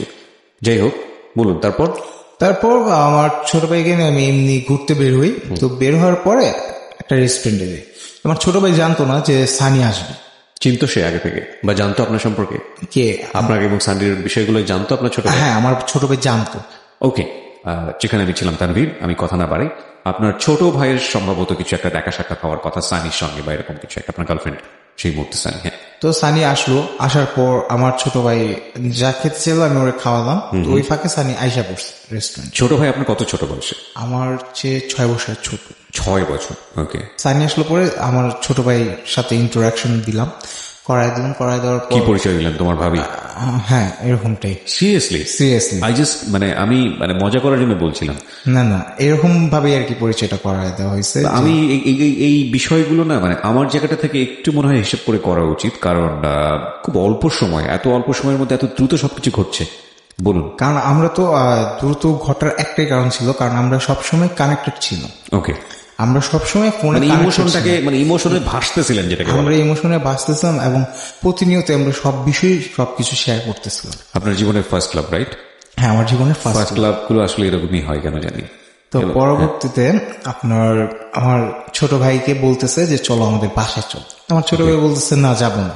তো 2 বার না করার পর ছোট ভাইও কেন জানে হ্যাঁ বলে দিল, ওকে, চলেন যাই। এখন আমি তো আর আমার ছোট ভাইকে নিয়ে যেতে পারবো না। রাইট। তো সানি আমাকে বলতেছে কি পরিচয় দিয়ে নিয়ে যাবে, ওর বাসায় যাকে তাকে নিয়ে যাওয়া যায়, কি পরিচয় নিয়ে যাব? তো বলবো সীমাপুর ছোট ভাই। সীমাটাকে? সীমাটা ওর এক ফ্রেন্ড। আচ্ছা। তো পরবর্তীতে ও নিয়ে যায় ওর বাসায়, নিয়ে যাওয়ার পর ওর মার সাথে ইন্ট্রোডাকশন করায় যে সীমাপুর ছোট ভাই আসছে বেড়াতে, নিয়ে আসছে আমাদের বাসায়। আচ্ছা। ওর মা বলছে যে হ্যাঁ ভালো করছে। এর কিছুক্ষণ পর ওর বাবা আসে, বাবা এসে দেখে যে আমার ছোট ভাই। সানির বাবা কি চিনতো আপনার ছোট ভাইকে? না না চিনতো না, কিন্তু আমাদের ফেসটা দেখতেছে। ওকে। তো আগে তো আপনার সঙ্গে পরিচয় হ্যাঁ, হয়েছে। আগে আমার সঙ্গে পরিচয়, পরীক্ষা চলতেছে ওর তখন। রাইট। সানির বাবা দেখে বলে যে এটা তো সীমার ভাই না, এটা শীষের। মানে তানভীর শীষ। হ্যাঁ, এইভাবে আসে যে ওনারা আমাকে শীষ বলে ডাকতো। আচ্ছা। তো এই কথা বললো পরে সানি এবং আমার ভাই দুজনই কট। তারপর তারা কি করলো, আমার ছোট ভাইকে যা জিজ্ঞেস করছে সব সত্য কথা বলছে, যে তোমাদের বাসা কি, আমাদের বাসা ওখানে, তোমাদের বাসা কতটুকু, কি আসে বিষয় ইন ডিটেলস সব বলেছে। বলে দেওয়ার পর এখানে যদি আমি একটু জিজ্ঞেস করি আপনার ফ্যামিলি সম্পর্কে, আপনার ফ্যামিলি স্ট্যাটাস সম্পর্কে। আপনার বাবা বিজনেসম্যান? হ্যাঁ, আমার বাবা বিজনেসম্যান। আপনাদের আর্থিক সঙ্গতি বা আর্থিক স্বাবলম্বী ব্যাপারগুলো কেমন? আমাদের আর্থিকটা আল্লাহর রহমতে মোটামুটি খুব ভালো একটা পজিশনে আছে। আমার বাবার ব্যবসা বাণিজ্য, আমাদের বাসা বাড়ি, জায়গা জমি। এটা কি সব ঢাকা শহরে? ঢাকা শহরে, এবং আমার গ্রামের বাড়ি হচ্ছে বিক্রমপুর। ঢাকা শহরে বাড়ি আছে? হ্যাঁ, ঢাকা শহরে আমাদের বাড়ি আছে। কয়টা বাড়ি আছে? আমাদের বাড়ি আছে টোটাল 6টা আছে। 6টা বাড়ি আছে। আচ্ছা, এই বিষয়গুলো আপনার ভাই ওখানে গিয়ে শেয়ার করছিল যে কোথায় কি আছে না আছে? হ্যাঁ, এই বিষয়গুলো আর কি, বাড়ি কটা আছে বা কি আসে বিষয় এইসব আর কি টোটাল শেয়ার করেনি, কিন্তু এমনি জিজ্ঞেস করছিল যে তোমার বাবার ইনকাম কিরকম, বৈশ্বিক অবস্থা বুঝিয়ে দিয়েছে আর কি। ওকে, আমার এই প্রশ্নগুলো করার পেছনে কারণ আছে। কারণটা হচ্ছে অভিভাবকরা যখন এই ধরনের কোনো সম্পর্কের আওয়াজ পায় তখন তারা বিভিন্ন কিছু জিজ্ঞেস করে, সেখানে বৈষয়িক বিষয়টা অনেক ইম্পর্টেন্ট। হ্যাঁ, সো আমাদের লিসনাররা এটা জানা থাকলে তাহলে গল্প বুঝতে অনেক সহজ হবে। ওকে, বলেন তারপর। তারপর আমার ছোট ভাইয়ের সাথে এইসব কথা বলার পর ওরা চলে আসেন, শুনে আসার পর আমি জিজ্ঞেস করলাম কি অবস্থা। তো আমার ভাই বলতেছে ধরা খেয়ে গেছে। এমনকি ধরা খেয়ে গেছে মানে বলতেছে যে চিনে ফেলছে, মানে যে আমি তোমার ভাই। সে বলতেছে চেহারা বলেছে আর পরিচয় দেয় আরেকজন। তো ওনার খুব রেসপেক্ট করছে। আচ্ছা। তো ও চলে আসে, আসার পর এটা আমার আব্বু পর্যন্ত যায়। আব্বু পর্যন্ত, বাবা পর্যন্ত চলে গেল? কিভাবে গেল? এই ঘটনাটা গেল এইভাবে যে সানি আমাকে বলতেছে ফোনে যে আমার বাসার থেকে বিয়ে দিবে, এই জিনিসটা বলতেছে। আচ্ছা। তো আমি বলতেছি বিয়ে দিয়ে দিবে, হ্যাঁ ছেলে পক্ষ দেখতে আসে। তো এটাও আমাকে রেগুলার বলতেছে। তো ওই আমার ছোট ভাই যাওয়াতে যেরকম সানির বাবা একটা পরীক্ষা গ্যাপ যায়, একটা পরীক্ষার সময় আমি যাই না, তারপরে যখন যাই, যাওয়ার পর সানির বাবা আমাকে আর কি বলতেছে, নিয়ারের আম্মুকে এবং আমাকে, যে ভাবি আপনি থাইকেন, আর শেষ তোমার সাথে আমার কিছু কথা আছে। আচ্ছা। এই কথা বলছে পরে আমি বললাম যে ঠিক আছে। পরবর্তীতে আমাকে বলতেছে যে দেখো এটা কিন্তু বোঝার বয়স হয়েছে। এটা ওর বাবা বলছে? ওর বাবা আমাকে ডাইরেক্ট বলতেছে। আচ্ছা। যতদূর যে আগেইছো এখানে স্টপ। আমি তাকে কিছুই বলি না, আমি চুপচাপ তার থেকে কথাগুলো শুনলাম। শোনার পর কিছুই বলি না। তখন আমার চোখটা লাল হয়ে রয়েছিল, পানি অটোমেটিক ঝরতেছে। তখন এমন একটা সিচুয়েশনে আমি ছিলাম যে ওর সাথে আমার সাথে সম্পর্ক, সানির সাথে আমার সাথে সম্পর্ক হবে না, এই কথাটা শুনলে আমার কাছে কিরকম জানি আবেগ কাজ করতো। আর আবেগে আমি তখন নিজের কন্ট্রোলেই থাকতাম না। তো পরবর্তীতে নিহারের আম্মু এগুলো নোটিস করে, দেখার পর আমি সানির আব্বুকে বলি কি যে আঙ্কেল আপনার সাথে একটা কথা বলতে পারি? পরে সে বলে যে হ্যাঁ বলো, কি বলবা? মেয়ে তো বিয়ে দিবেন। আমি ডাইরেক্টলি তাকেই বলবো যে মেয়ে তো বিয়ে দিবেন, আমার কাছে দেন আর যার কাছে দেন, বিয়ে দিবেন। তা আমি যদি আপনার যে পছন্দ মতন যদি তৈরি হয়ে আসতে পারি তাহলে কি আমার কাছে দেওয়া যায়? তো ওখানে সে আমাকে বলতেছে যে ঠিক আছে 2 বছর সময় দেওয়া যায়, কারণ আমিও এখন মেয়েকে বিয়ে দেবো না, আর পরীক্ষার পর ভার্সিটিতে ভর্তি হবে, ইটি এখনো আমারও ইচ্ছা নেই বিয়ে দেওয়ার। সে ফ্রি ভাবে আমার সাথে কথাবার্তা বলতো। ওকে। তো পরে আমি বললাম তাহলে আমার আব্বুর সাথে একটু কথা বলেন। পরে মেয়ের বাবা কি কখনো ছেলের বাবার সাথে আগে যায়? তো ছেলের বাবাই মেয়ের বাবার ফোন দেয়, তোমার আব্বুরা আমার ফোন দিতে বলবো, ওটা আমরাই কথা বলবো। এই কথা বলার পর আমি বাসায় আসি, এসে আমার আম্মুকে বলি যে এরকম ঘটনা, ওর তো বিয়ে দিতে চায়, তো যদি আব্বু একটু ফোন দিয়ে কথা বলতো, যদি কিছু একটা করা যেত, আর না করলে নেই। তো আমি আমার ফ্যামিলির আমি পেশাও দিই, আমার ফ্যামিলির জাস্ট আমি বলছি।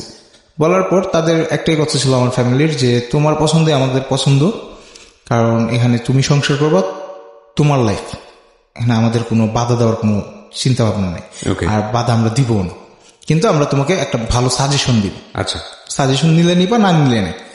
তো এই কথা সবসময় আমাকে বুঝাইতো আর বলতো। তো পরবর্তীতে আমার বাবাকে আমার আম্মু বলে যে এরকম সানির বিষয়টা ওর বাবার সাথে একটু কথা বলার জন্য। তো সানির বাবারে ফোন দেয়, ফোন দেওয়ার পর আমার বাবা কথা বলে। তখন আমি কনফারেন্সে ছিলাম, আমি ফোন কনফারেন্সে ছিলাম, তো কনফারেন্সে সানিও ছিল, আমরা দুজনেই শুনতেছি এরা যে কথা বলতেছে। তো পরে তখন তাদের মাঝে যে কথাগুলো হয়, কথাগুলা আমার আব্বু তাকে বলে যে আমি শিশের বাবা। তো এই কথা বলার পরে তারা খুব সুন্দর একটা সৌজন্য করে, মানে কথোপকথন করে, করার পর আমার বাবাকে আর কি সানির বাবা বলে যে একদিন আসেন, এসব মেয়েটা দেখে যান। আচ্ছা, আচ্ছা। এই কথা বলার পর আমার বাবা বলে যে হ্যাঁ, কবে আসবো বলেন, আমাদেরও ইচ্ছা আছে দেখার। তারা একটা ডেট দেয়, শুক্রবার দেখে। সেই ডেট অনুযায়ী আমার বাবা, আমার ছোট চাচা আর মেজো চাচা, এই তিনজন আর আমার ছোট ভাই, এই মোট 4 জন যায় সানিদের বাসায়, মিষ্টি টেস্টি নিয়ে যায়। সেদিন সানিকেও মানে পাত্রপক্ষ দেখতে আসছে, এরকম ওইভাবেই সাজে। তো আমার ফ্যামিলির যারা গেছে তারা দেখলো, দেখার পর তাদের তো আর কোনো কমেন্টস নাই, না বলার কোনো কমেন্টস নেই, কারণ পছন্দ আমার, আর তারা তো বলছে যে আমার পছন্দের উপরেই তাদের রাইট।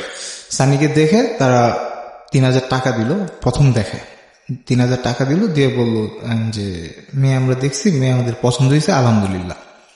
তো এই কথা বলার পর সানির বাবাও খুশি, সানির বাবাও খুশি, আমার ফ্যামিলিও খুশি যে একটা সম্পর্কে আবদ্ধ হবে। তো আমি সেদিন শুনি একটাতেই ছিলাম, তারা ছিল ভিতরে, আমি ছিলাম বাহিরে। আমি নিয়ারকে নিয়ে ঘুরতেছি ওদের এলাকাটা, আমি ওদের এলাকাটাই ঘুরতেছি। তো আমার বাবা চলে গেল, চাচারা সবাই চলে গেল। চলে যাওয়ার পর আমাকে সানি ফোন দেওয়া বললো যে আপনি আমাদের বাসায় আসেন। আচ্ছা। বললাম আমি আসবো কেন, আমি শাড়ি পরছি প্রথমবার, দেখে যান এসে। ওই দেখে যাব এই মুহূর্তে, হ্যাঁ আসেন, আসতে বলছে আসেন, এত কথা বলবেন না। এই কথা বলার পর যেরকম আমার ছোট ভাই আমার সাথে থেকে যায়, আমার ছোট ভাইয়ের নিয়ে আমি গেলাম আবার ওদের বাসায়। যাওয়ার পর ওর চাচা, ফুপ্পু এরা ছিল, ওর মামা, সবার সাথে আমি পরিচিত হই, কথাবার্তা আর কি তারা দেখে। দেখার পর তখনই আর কি একটা ঘটনা হয়, যেটা হলো সানির বাবা রাজি, সানি রাজি, সানির ফুপ্পু রাজি না। এটা কি আপনাদের সামনাসামনি কথা বলে? হ্যাঁ, এগুলো আমার সম্পূর্ণই আমার সামনাসামনি এগুলো ওরা কথা বলে। কিভাবে রাজি না এটা এক্সপ্রেস হলো, ঘটনাটা কি ঘটলো আসলে? ঘটনাটা ঘটলো এমন যে আমি ওখানে যাওয়ার পর তারা দেখার পর ওর মেজো চাচা উঠে চলে যায়, ছোট চাচা যাওয়ার সময় একটা কথা বলে যায় যে এইসব আর কি একটা খারাপ কথাই বলে সে চলে যায়। আপনাকে নিয়ে? আমাকে নিয়ে না আর কি, এই ঘটনাটাকে নিয়ে। আচ্ছা, প্রেম বিষয়টাকে নিয়ে? হ্যাঁ, তারা শিওর যে এটা প্রেম, কিন্তু তাদের বলা হয়েছিল যে এটা একটা ভায়া, মানে ঘটকের মাধ্যমে এই সংলাপ, কিন্তু তারা শিওর ছিল যেটা রিলেশন। কারণ আমি শুনি একটা যে আমাকে দেখে তারা, তো নেহারের সাথে আমার ভালো সম্পর্ক, এখানে এই জিনিসগুলো আসে।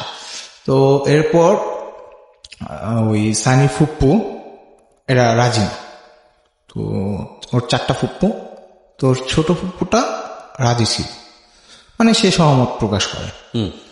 তো এরকমটা হওয়ার পর আমাদের মধ্যে কথোপকথন হতে থাকে।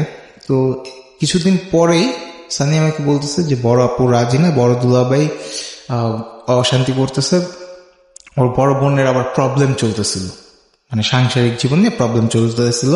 আর বড় বোন হলো আপনার প্রবাসী, আর বড় বোন জামাই এরা সবাই প্রবাসে থাকে। তো যাই হোক, ওর বড় বোন জামাই রাজি না, ওর বড় বোন জামাই প্রবলেম করতেছে। তখন আমি ওরা বললাম যে তোমার আমার ঘটনা, তোমার আমার ফ্যামিলি, মানে আমাদের ফ্যামিলি বলতে আমাদের বাবা, 2 জন বাবা, তারা উভয় পক্ষ রাজি, অভিভাবক আমি তুমি রাজি, সেখানে তো বড় দুলাভাইয়ের প্রবলেম করার কোনো কথা না। বড় দুলাভাই কি চাই, তাই ওকে ওপেনলি বলছি, বড় দুলাভাই কি তোমাকেও বিয়ে করতে চায় নাকি, এভাবে আমি কথা বলছি। যে তার প্রয়োজন কি এখানে এই বাধা দেওয়ার বাড়িটির। তো সে বলতেছে যে বড় দুলাভাই চায় না, বড় আপু চায় না, এটুকু। তো ওর মেজ বোন একবার হ্যাঁ একবার না, একবার হ্যাঁ একবার না, এরকম ওদের ভিতরে ডিসিশন চলতেছে, একবার হ্যাঁ একবার না। ওর নানা বাড়ির ভিতরে ওর মামা মামি এরা সবাই, যতটুকু আমি শুনছি ওর থেকেই, যে সহমত। নানা বাড়ি নিয়ে কোনো প্রবলেম নেই, যা প্রবলেম সব দাদা বাড়ি মানে ফুপুদের নিয়ে প্রবলেম। তো পরবর্তীতে আপনার আমাকে একটা প্রেশারে আসলো, প্রতিনিয়তই আমি ফোনে কথা বলার পর আমারও একটা প্রেশার দিতেছে, ব্রেকআপের প্রেশার দিচ্ছে, ব্রেকআপের প্রেশার দিচ্ছে ফর এমনি মানে রিজনটা কি? নো রিজন, কোনো কারণ না। আমি কনফিউজ হয়ে যাচ্ছি। আমার মনে হয় যে কিছু কোশ্চেন আপনাকে আমার করা উচিত। সে ব্রেকআপ করার জন্য কথা বললো এত দূর এগোনোর পর, এবং আপনি যেটা বলছেন কোনো কারণ ছাড়াই, এটা আমি কিভাবে বিশ্বাস করি? কোনো কারণ ছাড়া বলতে কোনো কারণ কারণটা কি কিছু শুধু দেখাচ্ছিল না? কারণ এতটুকু দেখাচ্ছিল যে ওর বড় বোন রাজি না, ফুপুরা রাজি না। তো এই কথা বলতেছিল, তখন ও যখন ফোনে কথা বলে তখন ওর ফুপুর বাসায় ছিল। আচ্ছা, তো আমার রাগ এতই উঠলো যে আমি নিজেকে কন্ট্রোল করতে পারলাম না। আমি বললাম আমি আসতেছি তোমার ফুপুর বাড়িতে। তখন ওর ফুফাতো বোন স্বর্ণলতা ওকে, আমাকে বলতেছে যে ভাইয়া আপনি যেতেন না, কারণ এখানে ও তো কিছু করার নাই, তো পরিস্থিতি শিকার, আম্মু খালামণিয়ারা রাজি না, তারপর আপু রাজি না, এই কথা বলতেছে আমার। আমি বলতেছি যে ওরে দাও। তো আমার ওর বোঝানোর কথা শেষ করে ওরে দিল, দেওয়ার পর সাইনিমারা বলতেছে যে সম্পর্কটা ভেঙে ফেলেন, আমাদের আগানোর দরকার নেই, এখানে ওরা না করতেছে। তো আমি এতটাই ইনভলভ ছিলাম ওর ভিতরে যে আমি ওখান থেকে বের হওয়ার যে আসবো, মানে ওকে যে ভুলা থাকবো, এটা আমার পক্ষে পসিবল ছিল না।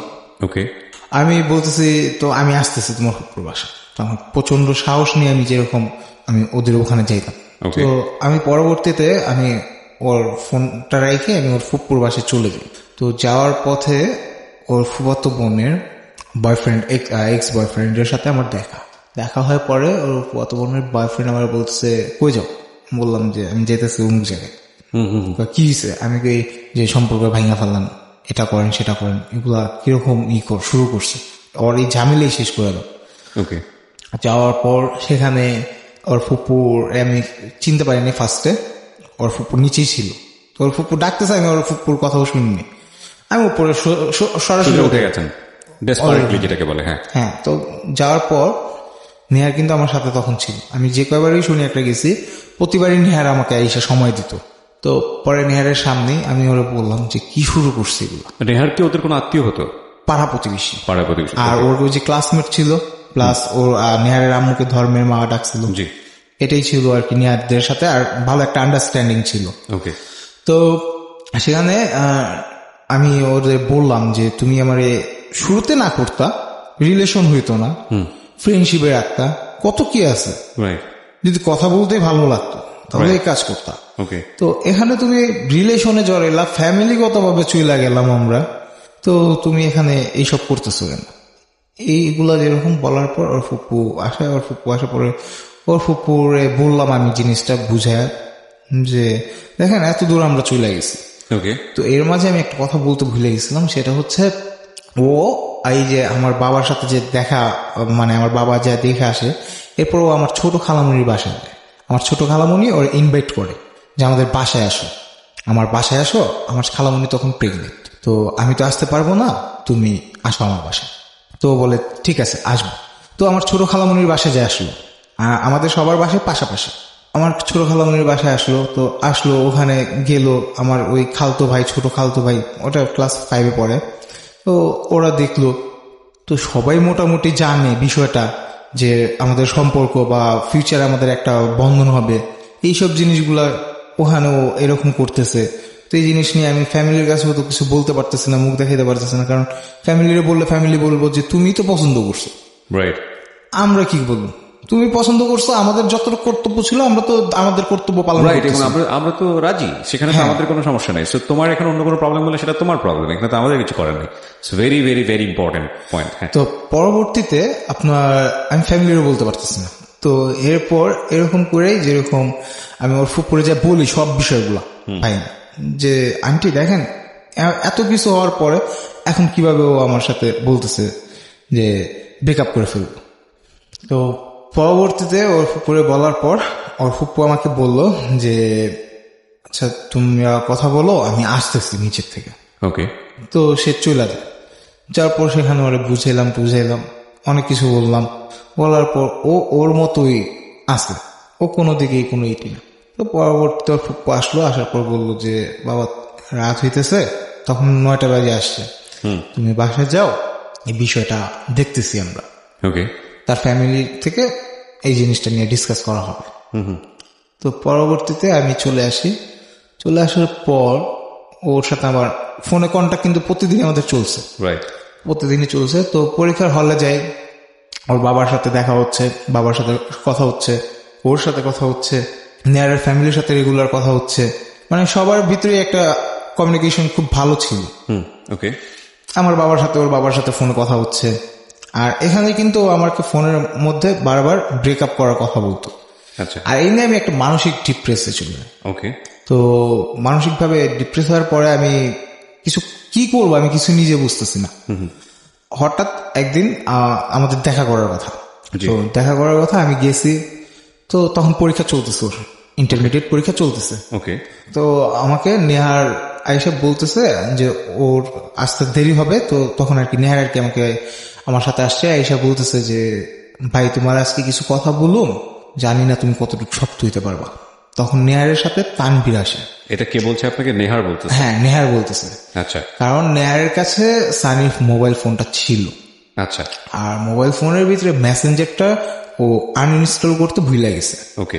তো মেসেঞ্জারের ভিতরে ওর যাদের সাথে চ্যাট করতো, কি চ্যাট করতো সবকিছুই ছিল। ওকে।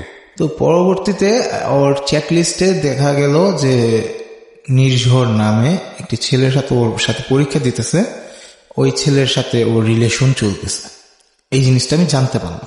তো আমি মেসেজগুলো দেখলাম ওর ফেসবুক অ্যাকাউন্ট থেকে, দেখার পরে আমি এগুলো টোটাল শিওর হলাম যে ওর একটা ছেলের সাথে রিলেশন আছে। আমার সাথে রিলেশন বা আমার সাথে বিয়ে পর্যায়ে কথা চলতেছে, এর মাঝখানে আরেকটা ছেলের সাথে ওর রিলেশন। যেটা জানার পর আমি ওরে যাই জিজ্ঞাসা করলাম যে তোমার কি কারোর সাথে রিলেশন আছে? বলতেছে হঠাৎ এই কথা, মনে আছে কিনা? কয় না, আমার যা রিলেশন ছিল একজনের সাথেই তো ছিল। তো এই কথা বললো পরে আমি আচ্ছা ঠিক আছে। তো ওই যে ফেসবুক মেসেঞ্জারে যে ওরা নাম্বার লেনদেন করছে, মানে নাম্বার দিছে নিছে একজন আরেকজনের থেকে, তো ওখানে যে কটা নাম্বার ছিল ওর ফোন লিস্টের ভিতরে যে কটা নাম্বার ছিল, আমি নাম্বারগুলো কালেক্ট করি, যে মেসেজের লিস্টের নাম্বারগুলো নিয়ে আমি ফোন দিই। 3টা নাম্বার পাইছিলাম, 3টা নাম্বারই নির্ঝরের। একটা নির্ঝরের স্যার ইউজ করে, নির্ঝরের স্যারের মোবাইলে নির্ঝর ফোন দিছিল, আর একটা হচ্ছে নির্ঝরের বাসার নাম্বার, আর একটা নির্ঝর নিজে ইউজ করে। 3টা নাম্বার, একটা টেলিটক, একটা বাংলালিংক, আর একটা হচ্ছে রবি সিম। এই নির্ঝরের সঙ্গেই সানির সম্পর্ক। তো আমার সাথে রিলেশন চলাকালীন, মানে বিয়ের যে কথাবার্তা চলতে, সম্পর্কটা কি নির্ঝরের আপনার সাথে সম্পর্ক শুরু হওয়ার পরে হয়েছে নাকি তার আগে থেকেই ছিল? না, আমার সাথে রিলেশন হওয়ার পরে এবং বিয়ের কথাবার্তা যখন চলে তখন ওদের মাঝে সম্পর্কটা হয়। আপনার তখন সম্পর্কের বয়স কত? আমার তখন সম্পর্কের বয়স প্রায় 4 মাস চলে। ওকে। কারণ ওদের সবকিছুই তো দূরত্ব ছিল, বিয়ের কথাবার্তা সবকিছুই একবারে ফিল্মি স্টাইল ছিল, খুব তাড়াহুড়ার ভিতরে, আর সবকিছু খুব দ্রুত গতিতে। তাড়াহুড়ো মানে কি? আমার তো মনে হয় জেট প্লেনের গতিও এত বেশি না, যত তাড়াহুড়ো আপনারা যাচ্ছেন। ও তো আপনার চেয়েও ফাস্ট। এটা করে ফ্যামিলিতে নিয়ে গিয়ে ইন্ট্রোডিউস করিয়ে দিয়ে আরেকজনের সাথে শুরু করে দিয়েছে, যদি আপনার কথা সত্যি হয়ে থাকে। হ্যাঁ, তো পরবর্তীতে আমি ফোন দিই, তো নিজের ফোন রিসিভ করে না। তো 3টা নাম্বারে আমি ফোন দিই। তো 3টার ভিতরে একটা ফোন আসে, একটা কল ব্যাক আসে আমার কাছে। আসার পর আমি স্পিকার দিই, স্পিকারে বলি হ্যালো কে? বলতেছে আপনি কে? মাত্র মিস কল দিলেন। এটা কি আপনি কাকে দিয়েছেন? নির্ঝরকে। 3টা নাম্বারই নির্ঝরের ছিল। তো নির্ঝর বলতেছে আর কি আমাকে বলতেছে যে আপনি কে, আমাকে মিস কল দিলেন। তো আমি বলতেছি ভাই আমি তো আমার ফ্রেন্ডকে দিছিলাম, আপনার নামটা কি? পরে ওর অ্যাড্রেসের কথা বলতেছে আমি অমুক জায়গায় নির্ঝর। আমি বলতেছি ও আচ্ছা সরি ভাই, আমি তো চিনি না আপনারে, আমার মনে হয় রং নাম্বারে চলে গেছে বলে রেখে দিছে। ও তখন সম্পূর্ণ যে আমি সবকিছু জেনে গেলাম, ব্যবচাকে খেয়ে গেছে। তো এখন ও কি করবে কিছুই বুঝতেছে না। আর আমার পাশে বসা, ও যে ওখান থেকে উঠে যাবে তারও কোনো ওয়ে নাই। তো এখন মুছড়ামুছি শুরু করছে। উঠে যাবে। সানি। হ্যাঁ সানি। তো আমাদের সামনে চেয়ারে বসা ছিল তানভীর আর নেহা। আমি তো সানির সাথে খুব রাগ বিহেভ করতেছি যে তুমি এরকম করছো কেন, কোনো হাতাহাতি না, এখানে শুধু মুখে কথাবার্তা। তো পরবর্তীতে সানি বলতেছে যে চলেন এখান থেকে চলেন, মানুষজন হাসবে, মানুষজন দেখতেছে, এখান থেকে চলেন। আমি বলতে এখান থেকে চলুন মানে আমার অ্যান্সার দিয়ে যাওয়া, আমারে এত পেরেশান দিতেছো, ডাইরেক্ট যেভাবে বলছি ওরে যে আমার এত প্যারা দিতেছো, তো তুমি এখন এদিক দিয়ে নিজে দিয়ে সুখেই আছো, আমি প্যারা নিয়ে পড়ালেখা আমার সব গোলবাল হয়ে যেতেছে, তুমি দিয়ে এখানে সুখেই আছো। তো এখানে এইসব কথা বলার পরে ও আমাকে বলতেছে যে চলেন বাইরে চলেন। পরে আমরা বাইরে যাই। বাইরে যাওয়ার পর সানি ওদের এলাকার একটা, তখনও সানি স্বীকার করে নাই? না, তখন সানি স্বীকার করে ফেলছে। আসেন বাইরে আসেন, এই বিষয়ে আমি আপনার সব বলতেছি কি হয়েছে ঘটনাটা। ওকে। তো পরে ও বাইরে আসে, বাইরে আসার পর ওদের এলাকার একটা মাঠ আছে, ওই মাঠের ওখানে যেরকম যাইতেছে, তো হাঁটতেছে আর হাঁটতেছে, ও কিছু বলে না, মানে ও আমার রাগটা থামাইতেছে। কারণ মানুষের হাঁটার গতিতে কিন্তু আপনি দেখবেন যে খেয়াল করে যে আমি অনেক জিদ দিয়ে এখন কন্ট্রোল করতে পারতেছি না, তখন আমি যদি একসাথে আর কি 10-15 মিনিট হাঁটাহাঁটি করি তখন জিদটা কন্ট্রোল হয়ে আসে, রাইট, একটু জিদটা থামে। তো ও ওই জিনিসটাই করছে। তারপর ও এখানে আমাকে আর কি আমাকে বলতেছে যে একসাথে পরীক্ষার হলে পড়ছি, তো ওর নাম্বারটা নিয়েছি, ও খুব ভালো পড়ালেখা করছে, তো ওর থেকে দেখা লেখার জন্য, এর জন্যই ওর সাথে একটু ভাও দিছি, এটা অন্য কিছুই না। তো এই নিয়ে সহজে কি আর মানা যায়? ও আমার সাথে এরকমটা করলো, তো এটা তো সহজে মাইনে নেওয়া যায় না। রাইট। তো এই নিয়ে আমাদের একটু চিল্লাচিল্লি হলো, রিলেশন ব্রেকআপ হয়নি, রিলেশন কন্টিনিউ, মানে চলতেই আছে, রিলেশনের মতন চলতেছে, ঝগড়াঝাটি সবকিছুই চলতেছে, এমনকি আমাদের রিলেশনটা ফ্যামিলি হয়ে গেছে শুধু না। কিন্তু আপনি এটার পরও ফ্যামিলি বলছেন কিভাবে, যখন আপনি প্রমাণ হাতে নাতে পেলেনি যে নির্ঝরের সাথে এরকম একটা সম্পর্ক ওর চলতেছে? সাথে সাথে নির্ঝরের সাথে ব্রেকআপ করে। কেন শুরু হয়েছিল আপনি জিজ্ঞেস করেননি সেটা? ওই যে বললাম যে পরীক্ষার হলে একসাথে সিট পড়ছে, তাই তাতে কি শুরু হতে পারে? ওই যে আপনার মধ্যে কোনো দুর্বলতা ছিল কিনা? না দেখা দেখি করে লিখবো, এটি তো আমি তো ওর প্রতি সম্পূর্ণ উইক। আমার দুর্বলতাটা হচ্ছে যে আমি ইন্টারের বয়স, ফ্যাক্টটা হচ্ছে এটা অ্যাডোলেসেন্স পিরিয়ডের সময়, এই সময়টাতে এরকম অনেকগুলো ডাইমেনশন জীবনে চলে আসে, এটা অস্বাভাবিক কোনো কিছু না। তবে এগুলো নিয়ে খুব সিরিয়াস হয়ে ফ্যামিলি পর্যায়ে যাওয়াটাই হচ্ছে চরম ভুল, কারণ এগুলোর জন্য সময় দিতে হয়, এবং বাবা মায়ের জায়গাটা থেকেও এগুলো নিয়ে সিরিয়াসলি স্টেপ নেওয়াটাও আরো বড় রকমের ভুল। হ্যাঁ, টেক কেয়ার করতে হবে, একটা ফ্রেন্ডলি রিলেশন অবশ্যই ছেলেমেয়ের সঙ্গে রাখতে হবে যাতে করে তার শেয়ার করতে পারে, কিন্তু সেটাকে সিরিয়াসলি ভেবে ফ্যামিলি ডিলে চলে যাওয়া এবং এটা আসলেই বড় একটা ভুল। এতে করে জীবনটা অনেক বেশি জটিল হয়ে যায়, এবং যেটা ওর ক্ষেত্রে হয়েছে। বলেন তারপর। তো নির্জয়ের সাথে ব্রেকআপ করার পর আমি ওর ফেসবুক অ্যাকাউন্টটা চেক করি বলতে আমি আইডি পাসওয়ার্ড নিয়ে আমি ঢুকি। তো আইডি পাসওয়ার্ডটা নেহারি আমাকে দেয়। নেহার আইডি পাসওয়ার্ড জানতো? হ্যাঁ, নেহারের মোবাইলে যখন লগ ইন করছিল তখন নেহার সেফ ছিল, তো কুকিজ থেকে ওখান থেকে দেখে তো আমাকে দেয়। দেওয়ার পর আমি পাসওয়ার্ডটা জানতে পারি। মানে ওটা আপনি লগ ইন করে রাখতেন, কার সাথে চ্যাট করে কি করে না? আমি লগ ইন করে রাখতাম না, আমি একটা সাইবার ক্যাফে যাই বসি, আমি ওখানে যাই। যাওয়ার পর আমার সাথে আমার ফ্রেন্ড ছিল মামুন আর সদা হচ্ছে ওর গার্লফ্রেন্ড। তো সদাও আমাদের সাথেই পড়ে। তো সদা, আমি আর মামুন, আমরা তিনজন কম্পিউটার হয়ে আমি বললাম যে দেখ দোস্ত এরকম ঘটনা। তো ওরা তো গালাগালি বহুত কিছু করতেছে সানিকে, আমাকে, যে তুই কেন এই রিলেশনই করতেছিস। আমি তো ওরে বলতেও পারতেছি না, আমি ওর ছাড়তে পারতেছি না, দূরেও রাখতে পারতেছি না, আমি কি করবো? আমি ওরা ছাড়ার কথা একবার চিন্তা করলে আমার 10-12টা ধরে রাখার কথা চিন্তা মনে আসতেছে। আমার আবেগ এতটাই কাজ করছে সে আমার বিবেকটা বিলুপ্ত হয়ে গেছে। বাহ, শব্দ পেলাম একটা এখানে, আবেগ এবং বিবেক। আবেগ যেখানে অনেক বেশি কাজ করে, বিবেক সেখানে অসহায়। Exactly, that's why we say everything is fair, love and war. মানে ভালোবাসা এবং যুদ্ধে সবকিছু ফেয়ার, যদিও আসলে সবকিছু ফেয়ার করে টিকে থাকাটা খুব মুশকিল হয় না আসলে শেষ পর্যন্ত, কারণ শেষ পর্যন্ত যুক্তিরই জয় হয়। হ্যাঁ। তো পরবর্তীতে আমরা ফেসবুকের 2 বছরের চেকলিস্ট ঘাটলাম। 2 বছরের চেকলিস্ট ঘাটার পর আমরা যা দেখলাম, ওর চেকলিস্ট ঘাটলাম, এটা দেখলাম যে 2 বছরে ও অনেকগুলা ছেলের সাথে রিলেশন করছে, ব্রেকআপ করছে। ওর ফেসবুকের থেকে আমরা জানতে পারলাম, আইডি গুলা নিলাম। দুজন মিলেই করেছেন? না, আপনার যে ফ্রেন্ডের সাথে শেয়ার করেছেন, ফ্রেন্ডের সাথে শেয়ার করে আমরা সাইবার ক্যাফে বইসা পাসওয়ার্ডটা আমাদের কাছে ছিল। পাসওয়ার্ডটা পেলেন কিভাবে? পাসওয়ার্ডটা নেয়ারের মাধ্যমে। নেহার তো মোবাইলে লগ ইন করে, নেহার তো জানার কথা না। নেয়ারের ওখানে ও ওর শো পাসওয়ার্ড করে বা কোনো, আচ্ছা ওকে।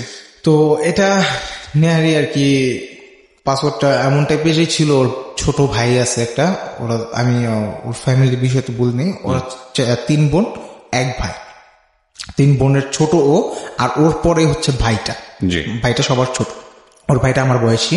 তো আমরা ওই সাইবার ক্যাফে যখন আর কি পাসওয়ার্ড দিয়ে লগ ইন দিলাম, লগ ইন দেওয়ার পর আমরা মেসেঞ্জারটা চেক করলাম, মেসেজগুলো চেক করে 2 বছরের আমরা টানা মেসেজ চেক করলাম। আপনি যখন লগ ইন করছেন কোন একটা আইডি থেকে, ওটা কি মোবাইল নাম্বারের সাথে সিঙ্ক্রোনাইজ করা ছিল না?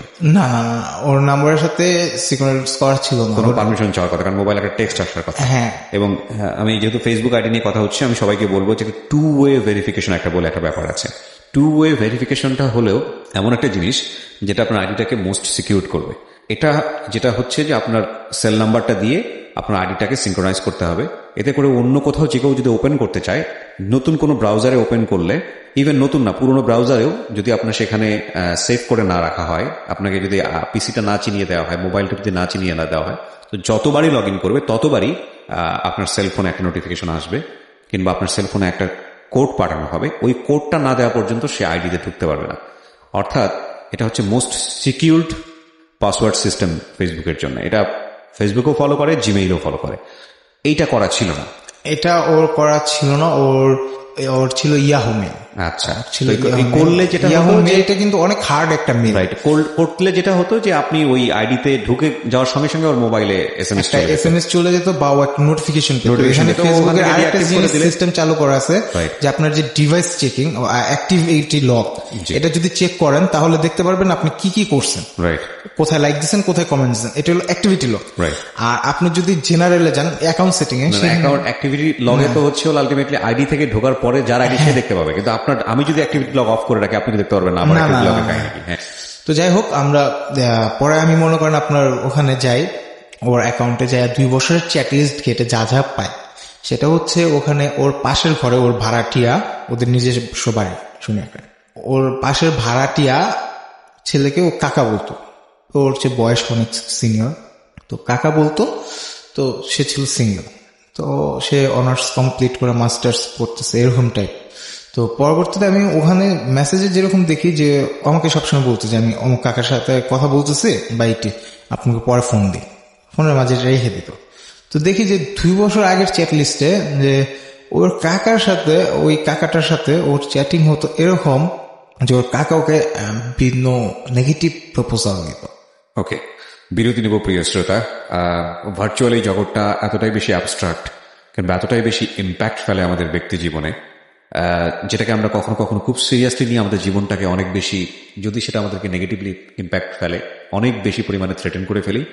আবার কখনো কখনো এতটাই হালকাভাবে নেই যে হালকাভাবে নেয়ার কারণে হয়তো বিষয়টা খুব সিরিয়াস, আমরা আমাদের লাইফে অনেক কিছু লুজ করি। ভার্চুয়াল রিয়েলিটির একটা খুব ভালো ইন্ট্রোডাকশন আমাদের সোসাইটিতে হওয়া উচিত, যে এটাকে আসলে কতটুকু আমাদের ব্যক্তি জীবনে প্র্যাকটিস করা প্রয়োজন। কজ এইটা আসলেই খুব ইজিভাবে একটা মানুষকে বোঝা সম্ভব যে একটা মানুষের ফেসবুক অ্যাক্টিভিটিস দেখলে মানুষের মেন্টালিটিটা আসলে কি, সেটা খুব ভালো করে বোঝা। মানে সেখানে যদি আইডি পাসওয়ার্ড কেউ পেয়ে যায় তাহলে তো আরো কোনো কথাই নেই। তো এরপরে সম্পর্কটার অবস্থা কি দাঁড়াতে পারে, বা দাঁড়িয়ে থাকলেও সেটা আসলে কত ভয়াবহ হতে পারে, কথা না বাড়িয়ে আবারও ফিরছি। হ্যাঁ, তানভীর শেখ, তারপরে কি হলো? এগুলো তো পেলেন সবকিছু আপনি। আমি পাওয়ার পর আমি ফার্স্টে ওকে জিজ্ঞাসা করি না যে এগুলো কি।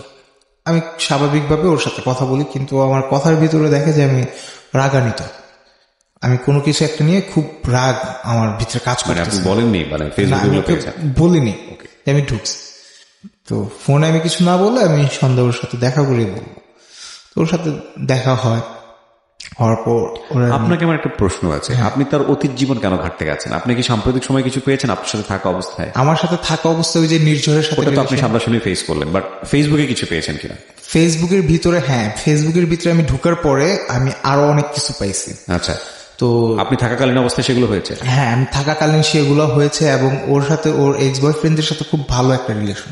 সন্ধ্যার সময় দেখা করলাম, দেখা করে আমি ওরে বলতেছি যে কেমন বিবেক, চাচা হয়ে ভাতিজিরে খারাপ ফজল দেখ এটি। তো ও না খুব মনোযোগ সহকারে শুনতেছে জিনিসটা, ও বুঝিনি কার কথা বল। ও বুঝেনি। পরবর্তীতে আমি ওরে বুঝাই যে পুরো ডিটেলসটা আমি বলি যে আমি এরকম এরকম এরকম ঘটনা, এই তোমার মতে কি বলে। আমার এই কথা বলার পরে ও আমার বলতেছে এগুলা যার যারই, এই কারণে আমি ছেলে জাতকে পছন্দ করি না, ঠিক আছে। এই বলতেছে।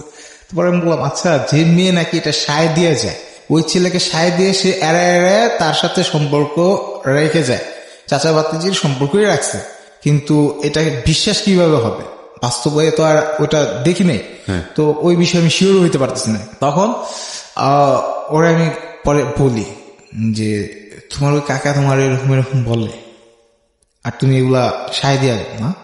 তো পরে আমরা বলতেছে আপনি জানলেন কিভাবে? আমি তোমার ফেসবুকে ঢুকছিলাম, পাসওয়ার্ড হ্যাক করছি।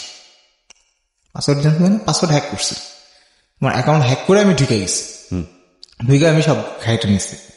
তখন ও আমার কাছে সবগুলাই স্বীকার করছে। আমার কাছে তখন রিলেশন থাকাকালীন ও আমার কাছে মিথ্যা কথা বলার সুযোগ পেত না। যখন আমি ওরা ধরতাম, আমি শিওর হয়ে তারপরে ওরা ধরতাম, তখন আমার কাছে স্বীকার যেত যে হ্যাঁ আমি এই জিনিসটা করছি বা এরকমটা, এই পুরো ডিটেলসটা বলতো।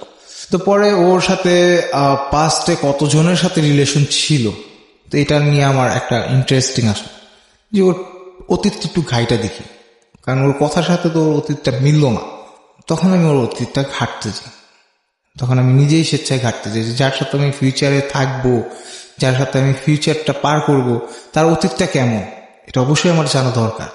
কারণ ফিউচারে যাতে আমার ওই অতীতটা জানি ফিউচারে না আসে। কারণ আমাদের লাইফে পাস্টের অনেক কিছু আছে, ফিউচারে এসে এমন একটা জিনিস খাড়া করে যে আমাদের ফিউচারটাই নষ্ট করে দিয়ে যায়। সেই হিসাবে যেরকম আমি ঘাটতে যাই আমি দেখলাম যে ওই ফেসবুক থেকে যে লিস্টগুলো পাইছি, এরপর ওর ফোনটা আমার কাছে ছিল, আমার হাতে ওর ফোনটা আমি ধরতাম, তো কল লিস্টটা ডিলিট করে দিয়ে আসতো। ও যখন আমার সামনে আসতো কল লিস্টটা ডিলিট করতো। কেন করতো এটা আমি বুঝতে পারতাম না। তো এগুলা যেরকম ও নিজেই সন্দেহগুলো আমার ভিতরে তৈরি করে দেয়, আর একবার সন্দেহ তৈরি হলে এই সন্দেহটা বহু দূর যায়, সেটা ব্যাক করা পসিবল না। তো পরবর্তীতে আপনার ওর সম্পর্কে জানার জন্য আমি কোম্পানির ওয়েব পেজে চলে যাই। কোম্পানির ওয়েব পেজে নিজের অ্যাকাউন্টের যে কল লিস্ট আছে, 1 উইকের কল লিস্টটা, মানে 1 সপ্তাহের কল লিস্টটা নিজেই দেখা যায়।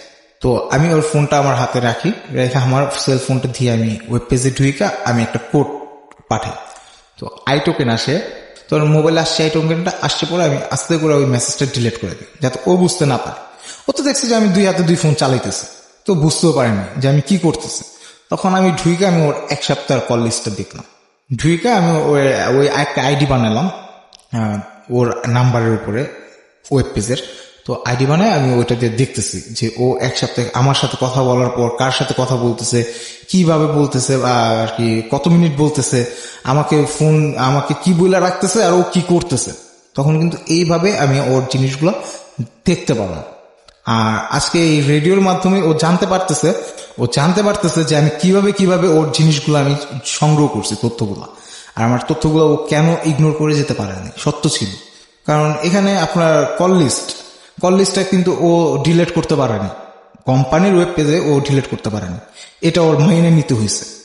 ওর মেসেজিং ও মোবাইল থেকে ডিলিট করেছে, ফেসবুকের ওর কনভার্সন ডিলিট করছে, কিন্তু ফেসবুকে কপি কনভার্সন থেকে যায় যে এটা আমি অন্য ডিভাইস দিয়ে লগ ইন দিলে পর আমি ওই কনভার্সনটা দেখতে পারবো।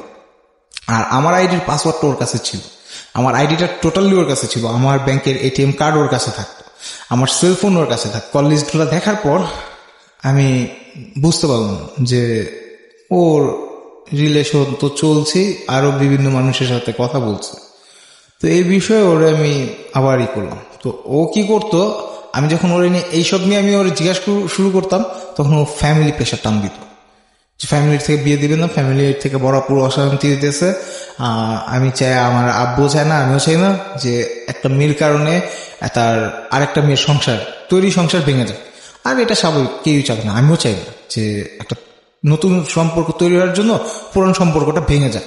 কিন্তু এখানে প্রশ্ন একটা থাকবে যে তোমার বড় বোন জামাইয়ের বা বড় বোনের সমস্যাটা, আমার ফ্যামিলি ব্যাকগ্রাউন্ড তো ভালো, আমার ইনকাম সোর্স নাই, তুমি বলতেছো ইনকাম সোর্স নাই, বাট আমার বাবা বলতেছে যে আপনার মেয়ের যাবতীয় যা কষ্ট আছে সব আমরা বহন করব। ওর ফ্যামিলির থেকে বলতেছে যে বাবার কাছে কেন চাবে, বিয়ে করতেছে ওর কাছে চাবে। তো আমি যেহেতু আমার বাবার আন্ডারে, আর আমার বাবা আমাকে অনেক ভালোবাসেন, যার ফলে সে আমাকে কোনো কাজে, আমার দোকানে কিংবা কোথাও কোনো ইটিতে সে আমাকে বসায়নি কখনো। তার না বসানোর একটাই কারণ যে তুমি কাজ করবা কেন, আমি যা কামাইতেছি তা তো তোমাদের জন্য, তো তোমাদের যা দিতেছি তাতে কি তোমাদের হয় না আরো প্রয়োজন? তো এখানে তো আর কিছু বলার থাকে না। আমি সানিকে আর কি যখনই প্রেশার দিই, ও আমাকে প্রেশার দেয়। তো দুজনের ভিতরে প্রেশার দেওয়া নেওয়া হচ্ছে। তো এমন একটা পর্যায়ে আসলো, মানে একটা মানুষের যে একটা লিমিটেশন থাকে, লিমিটেশনটা ও ক্রস করে ফেলছে। In what sense? কি করেছে সে? একাধিক রিলেশন তো করছে। আর ওর যে এক্স বয়ফ্রেন্ডের যে কথাটা বলছিল নাদিম, আমার কাছে যে বলছিল, ইনফ্যাক্ট ও সব বয়ফ্রেন্ডের কাছে এই কথাটা বলছে যে নাদিমের সাথে আমার রিলেশন ছিল। তো ওই নাদিমের সাথে ওর প্রতিনিয়ত কথা হতো, এবং নাদিমও আমাদের রিলেশন সম্পর্কে সব জানতো।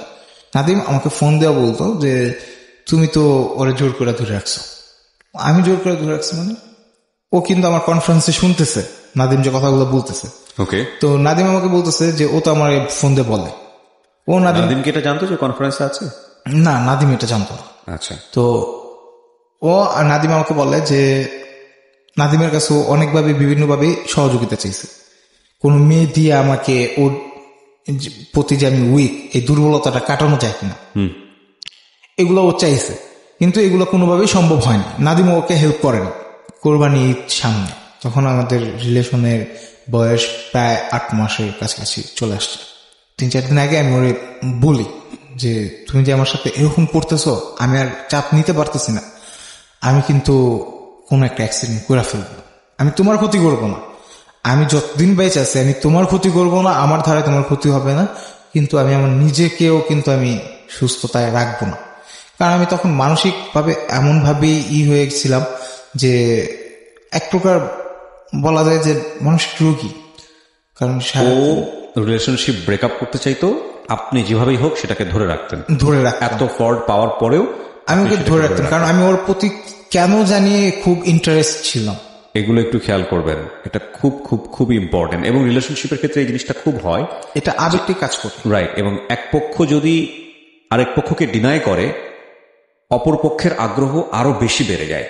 ওর ক্ষেত্রে কিন্তু সেটা হয়েছে, এবং সেটার রেজাল্ট ভালো হয় না আসলে।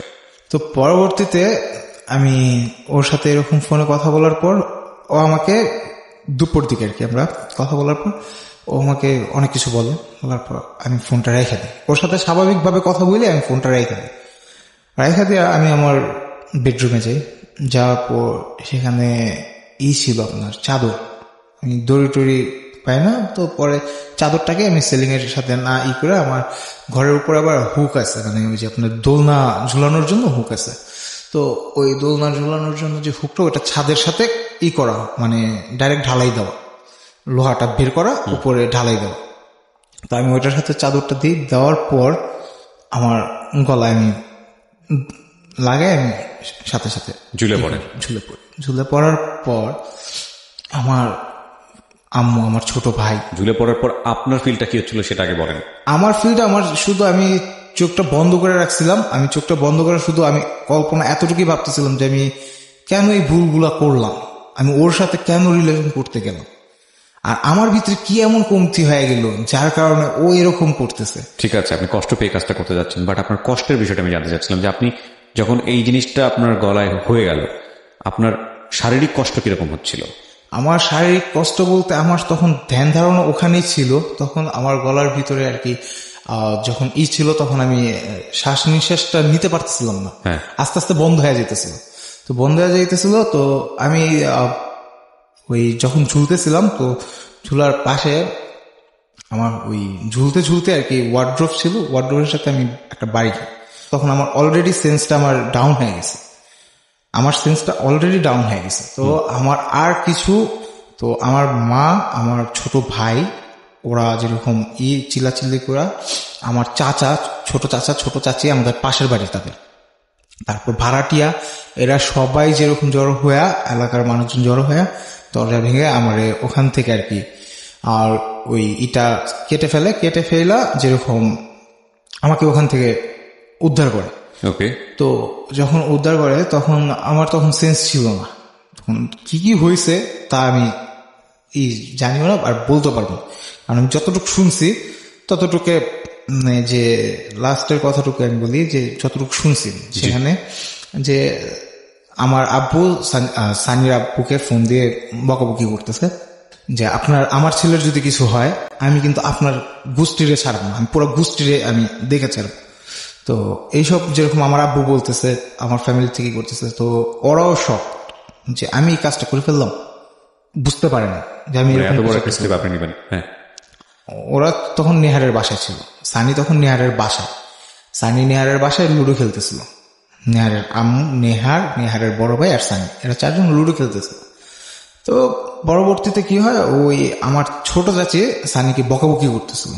সেই মুহূর্তে কেন যে কিভাবে যেন আমার সেন্সটা ফিরে আসে, আমি শুধু মুখ দিয়ে নাকি একটুই কথা বলছি, যেটা হচ্ছে যে সানিকে বইকো না, ওর কোনো দোষ না।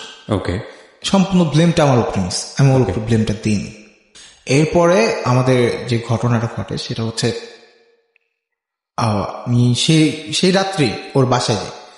যাওয়ার পর মানে ঝুলন্ত অবস্থায় নেমে একটু সুস্থ হয়ে আবার সুস্থ হয়ে আমি কোন রকম খালি নিজের শরীরে একটু জোর পাইছি যে দাঁড়াইতে পারি। একটু হওয়ার পরে আমি ওর ফোন দিয়ে, আমি গলা দিয়ে তো কথা বলতে পারি না, আমার গলা ভাঙা। আমি শুধু ওরে ভাঙা গলায় বলছি যে আমি আসতেছি। ও বলার পর আমি যাই সেই রাত্রি। আমি বাসার থেকে 6,000 টাকা নিয়ে যাই, কারণ আমি তো সম্পূর্ণ চলতাম বাসা ভাড়া দিয়ে। আমার বাসা ভাড়া যা আসতো ওখান থেকে আমি, আমার পকেট খরচ ছিল ওইটা। আচ্ছা। আমাদের ওই বাসার ভাড়াটা। তো যাওয়ার পর ভাড়াটা নিয়ে যাই, আমার ওর কাছে যাওয়ার সময় আমাকে বলে, আমি ওর জিজ্ঞেস করি কি খাবা, পরে বলে যে ছানা নিয়ে এসি। তো আমি ছানা আর কাঁচাগোলাটা হচ্ছে আপনার ওই যে নাটোরের বিখ্যাত বলা হয়। তো এই কাঁচাগোলার ছানাটা নিয়ে যাই ওদের বাসায়, তখন নেহারের আম্মু ছিল উপস্থিত ওই বাসায়। তো আমি যাওয়ার পর সেখানে তারা মিসবিহেভ করে নাই, সবসময় ভালো ব্যবহার করতো। আচ্ছা। তো আমি সেখানে যাওয়ার পর ওরা বসি, সবাই বসার পর ওর ফুপ্পু আসে, ওর ফুপ্পু সেজ ফুপ্পু আর কি আসে। তো আয়সা ওর ফুয়াতো ভাই পু আসে, তো নেহারের আম্মু ওখানে উপস্থিত, সবাই মোটামুটি তো পরে বলতেছে যে তোমার অবস্থা কি। তো দেখলো তারা যে আমার ফেসটা পুরো কালো হয়ে গেছে, বিষে কালো হয়ে গেছে, ঠিকভাবে কথা বলতে পারি না, গলা ভাঙা। তো আমি অল্প অল্প আস্তে আস্তে আর কি কথা বলতেছে। তখন তারা আমার রসমালাই দিল খেতে, যে গলার জন্য ভালো হবে, এত বলে দিল। পরে আমি খাইলাম। ওনারা জিজ্ঞাসা করলো কেন তুমি কাজটা করবো। আমি বললাম যে আমি আর পারতেছি না, আপনাদের এই মানসিকভাবে টর্চারটা আমি পারতেছি না। তো এইসব কথাগুলো বলার পর তারা বলতেছে, ওর বাবা আমাকে বলতেছে যে তোমার চোখে এখন রঙিন চশমা। বাবা বলতেছে? ওর বাবা বলতেছে, সানির বাবা বলতেছে যে তোমার চোখে রঙিন চশমা, তোমার কাছে এখন সবই ভালো লাগবে। তো এগুলো আর কি সম্পূর্ণই সে বলতেছে যে তারই কথা, যে তোমার এখন আবেগটাই কাজ করতেছে, তোমার বিবেক কাজ করতেছে না। বাট আমি তার সাথে বিতর্ক করতাম যে না, আমার বিবেকটা কাজ করে, কিন্তু আমি তখন বুঝতে পারি নাই যে আমার বিবেকটা কিভাবে কাজ করবে। আমি তো সম্পূর্ণই আবেগে ওর প্রতি হয়ে গেছি, আর এটা সাধারণত সব রিলেশনের মধ্যে এই জিনিসটাই হয়। তো পরবর্তীতে আমি ওরে টাকা দিয়ে আসলাম, টাকা দিয়ে এসে ওরে বললাম যে তুমি তোমার কাছে রাখো এটা। ডাইরেক্টলি আমি বলিনি যেটা তোমাকে দিলাম, আমি বললাম তোমার কাছে রাখো, তোমার কিছু লাগলে এখান থেকে কিনে নিও। এভাবে বলে আমি টাকাটা ওর কাছে দিয়ে আসি। টাকা দেওয়ার পর 2 দিন রিলেশন খুব ভালো ছিল। সেই টাকায় আমার একটা পাঞ্জাবি গিফট করবো, আপনার টাকা দিয়ে আপনাকে আমার গিফট করবো। ওকে। তো গিফট করলো, করার পর আমরা 2 দিন খুব ভালো রিলেশন গেল। 3য় দিন আবার শুরু হইলো সেম কাহিনী, বড় আপা রাজি না, এটা সেটা। তো আমি ওর বড় বোন জামাইয়ের সাথে কন্ট্যাক্ট করার জন্য অনেকভাবে চেষ্টা করতেছি, পারতেছি না। ওনার ফেসবুকে আমি নক দিতেছি, রিপ্লাই পাচ্ছি না। তো বিভিন্নভাবে আমি চেষ্টা করতেছি যে তার নাম্বারটা কই পাবো, তার নাম্বারটাও তো পাইতেছি না। তো এদিক দিয়ে কিন্তু ওর সাথে কিন্তু বিভিন্ন ছেলের সাথে মানে কন্টাক্ট চলতেই আছে, এটা আমি ওর স্টপও করাইতে পারি না। আচ্ছা, আমি এগুলোর কোনো কারণ খুঁজে পেতেছি না যে ও কেন করতেছে। বোনের একটা রিজন দেখাইছে, তো আমার বাসার থেকে বলতেছে আমরা একটা কিছু করে রাখি, পাঞ্চিনি করে রাখি, পাঞ্চিনি করার পর ওরা আমরা রিং পরে রাখি, আংটি পরে থাকুক, ও আপনার বড় মেয়ে আসলে পরে আমরা অনুষ্ঠান করব। আর আমাদের বাসার ফ্যামিলির ভিতর আমার মেজ মামা বাহিরে থাকে, সে বাহির থেকে আসলে পরে তারপরে একটা কিছু করা হবে, কারণ আমি নানা বাড়ির ভিতরে বড়, আমার এ নিয়ে অনেক তাদের আশা স্বপ্ন। ওদের কোনোভাবেই বোঝানো চাইতো না যে কোনো ইটি, ওদের কথায় ওরা অনর আর কি, বারবার একটাই কথা। পরে আমি বলতেছি আচ্ছা ঠিক আছে আমি তোমার বাসায় আসতেছি। পরে কয় বাসায় আসবেন কেন, বাসায় এসে না। ও আমার ফার্স্টে না করে, এরপরে ফুপুরা বলে কি নিয়ে আমার বাসায় না বুঝে। ওকে, আমি যাওয়ার সময় একটা পয়জন নিয়ে গেছি, যখন একটা পয়জন আমি আমার সাথে নিয়ে গেছি যে তোরা না করবি, তোদের সামনেই আমি শেষ, তোরা যা। তো আমার যখন এতই নির্যাতন করতেছিস, তোরাও একটু নির্যাতনের ভোগ কর। আমি কিন্তু আমার জীবনের মায়া ছেড়ে দিছি ওর এই টর্চারিং এর কারণে। আমার জীবনের মায়া আমার কাছে নেই, আমার জীবন আমার নিজের কাছে ভালো লাগতো না, আমার নিজের রেসপেক্ট আমি নিজেকে দিতে পারতাম না। তো পরবর্তীতে আমি ওর বাসায় যাওয়ার পর যেরকম আচ্ছা না, আপনি এই যে জিনিসগুলো করতেন, ওর বাসায় আপনি বিষ নিয়ে যাচ্ছেন, দড়ি দিয়ে ঝুড়ে পড়ছেন, কি মনে হতো এটা করলে লাভটা কি হবে? বিকজ আমি ফোকাসটা করতে চাই সুইসাইডের দিকে আজকের স্টোরিতে। কি মনে হতো বারবার ওইদিকে কেন মন যাইতো আপনার? বারবার ওদিকে একটা কারণে মন যেত যে আমি না থাকলে ওর কোনো ক্ষতি হবে না, কারণ আমি আমার রাগকে কন্ট্রোল করতে পারতাম না। আর দ্বিতীয়ত ও যেটা চাইতেছে ও সেটা পাচ্ছে, আমি আমাকে নিজেকে শেষ করে দিলে এই চ্যাপ্টারটাই ক্লোজ হয়ে যায়, এই চ্যাপ্টারটা আর আগে বাড়বে না। কারণ যেহেতু আমি নিজের সাথে নিজে যুদ্ধ করে পারতেছি না যে চ্যাপ্টারটা বন্ধ করতে, ও যেটা চাইতেছে আমি ওইটা দিতে পারতেছি না রিলেশন ক্লোজ করতে, তো সেখানে আমি আমার নিজেকে আমি ক্লোজ করার ডিসিশন নিয়ে নিই। আর এটাই সাধারণত যেসব রিলেশন সুসাইড ঘটনাগুলো ঘটে এগুলাই তখন কাজ করে, আর এটা আমি আমার রিলেশন দিয়ে আমি ফিল করতে পারি। তো পরে আমি ওর বাসায় যাওয়ার পর তখন ওর ফুপ্পুরা যখন আমাকে না করে, এমন ভাবেই না করে, ওর ফুপ্পু আমার পায়ে ধরে বসে।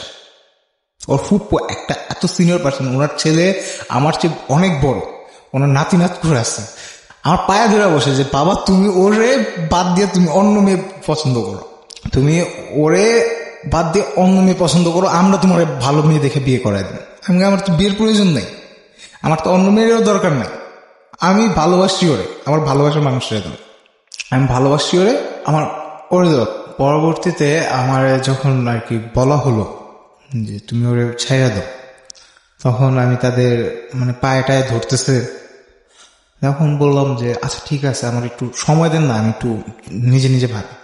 তো এরকম বলার পর পুরো পরিবেশটা ঠান্ডা হয়ে গেল।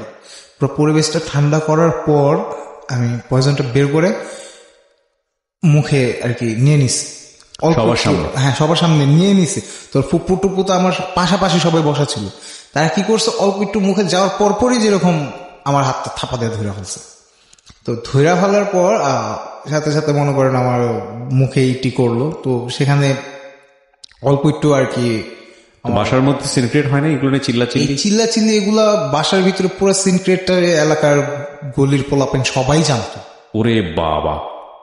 আর ওদের কাছে এগুলা কোনো ফ্যাক্ট মনে হয় না, আমার মতে যে ফ্যাক্ট মনে হয় না, কারণ যে চিল্লাচিল্লিগুলা যে আর কি আপনার যেই ধরনের কথাবার্তা হতো, যা কিছু হতো, ভাড়াটিয়ারা সবাই মুখস্থ তাদের। তো পরবর্তীতে আপনার এই জিনিসটা গেল পরে তারা আমার সান্ত্বনা দিল, আমার আব্বুকে ফোন দিয়ে বললো যে ভাই আপনার ছেলে তো এরকম করতেছে। তা আমার আব্বু বললো যে এরকম করতেছে কেন করতেছে, আমার আব্বু তাদের প্রশ্নগুলো পরে, তখন তারা বললো যে আমরা তো না করছি। পরে আমার আব্বু তাদের রিপিট প্রশ্নগুলো যে আপনারা যে না করতেছেন, এই ঘটনাগুলা যে ঘটলো, ছেলে এর আগেও একবার সুসাইড করতে গেছে, সেখান থেকে বেঁচে আসছে, তো এখন আবার পুনরায় কেন গেল এখানে? আপনারা আমাদের আশ্বস্ত দিলেন যেই করবেন, মেয়ে এদিক দিয়ে ছেলের বাসায় এসে ঘুরে যেতেছে, ছেলের খালামনির বাসায় যেতেছে, আত্মীয় স্বজনের সাথে পরিচয় হচ্ছে, সবার সাথে কমিউনিকেশন হচ্ছে আস্তে আস্তে, তো সেখানে আপনারা কিভাবে পিছপা হন? আমরা তো সবাইই বলছি কারো কাছে হাইট রাখি না, কারণ এটা তো চুরি চামারি বা এমন কিছু না, কেলেঙ্কারি না যে হাইট রাখার বিষয়। ওর ছোট ফুপ্পু বললো যে ভাই আমাদের 3টা দিন সময় দেন, আমরা 3 দিন পর আপনার সাথে বসবো। বললো ঠিক আছে, 3 দিন সময় দিলাম। তখন আমি বললাম যে 3 দিন যখন সময় দিলেন তো ওরে ফোনটা দেন, ফোনটা ইউজ করতে দেন, ওরে ফোনটা ইউজ করতে দেন। আমার ফোন আমাকে ব্যাক করে দিল। আমি ওর একটা ফোন দিয়ে রাখছিলাম কারণ ওর ফোন ছিল না, কথা বলার জন্য ওরে আমি ফোনটা দিছিলাম। তো পরবর্তীতে ফোনটা ব্যাক করে দিলে পরে আমি বললাম না, ফোনটা রাখেন, কারণ ওর সাথে আমি একটু কথা বলতে পারবো না, আর ওর সাথে কথা না বললে আমি থাকতে পারবো না, তাহলে আমার এখানে আসতে হবে, ফোনটা থাকুক। তো অবশেষে ফোনটা রাখা হইলো, আমি চলে আসলাম, কথাবার্তা হইতেছে, ভার্সিটির ভর্তির ডেট চলে আসছে এখানে।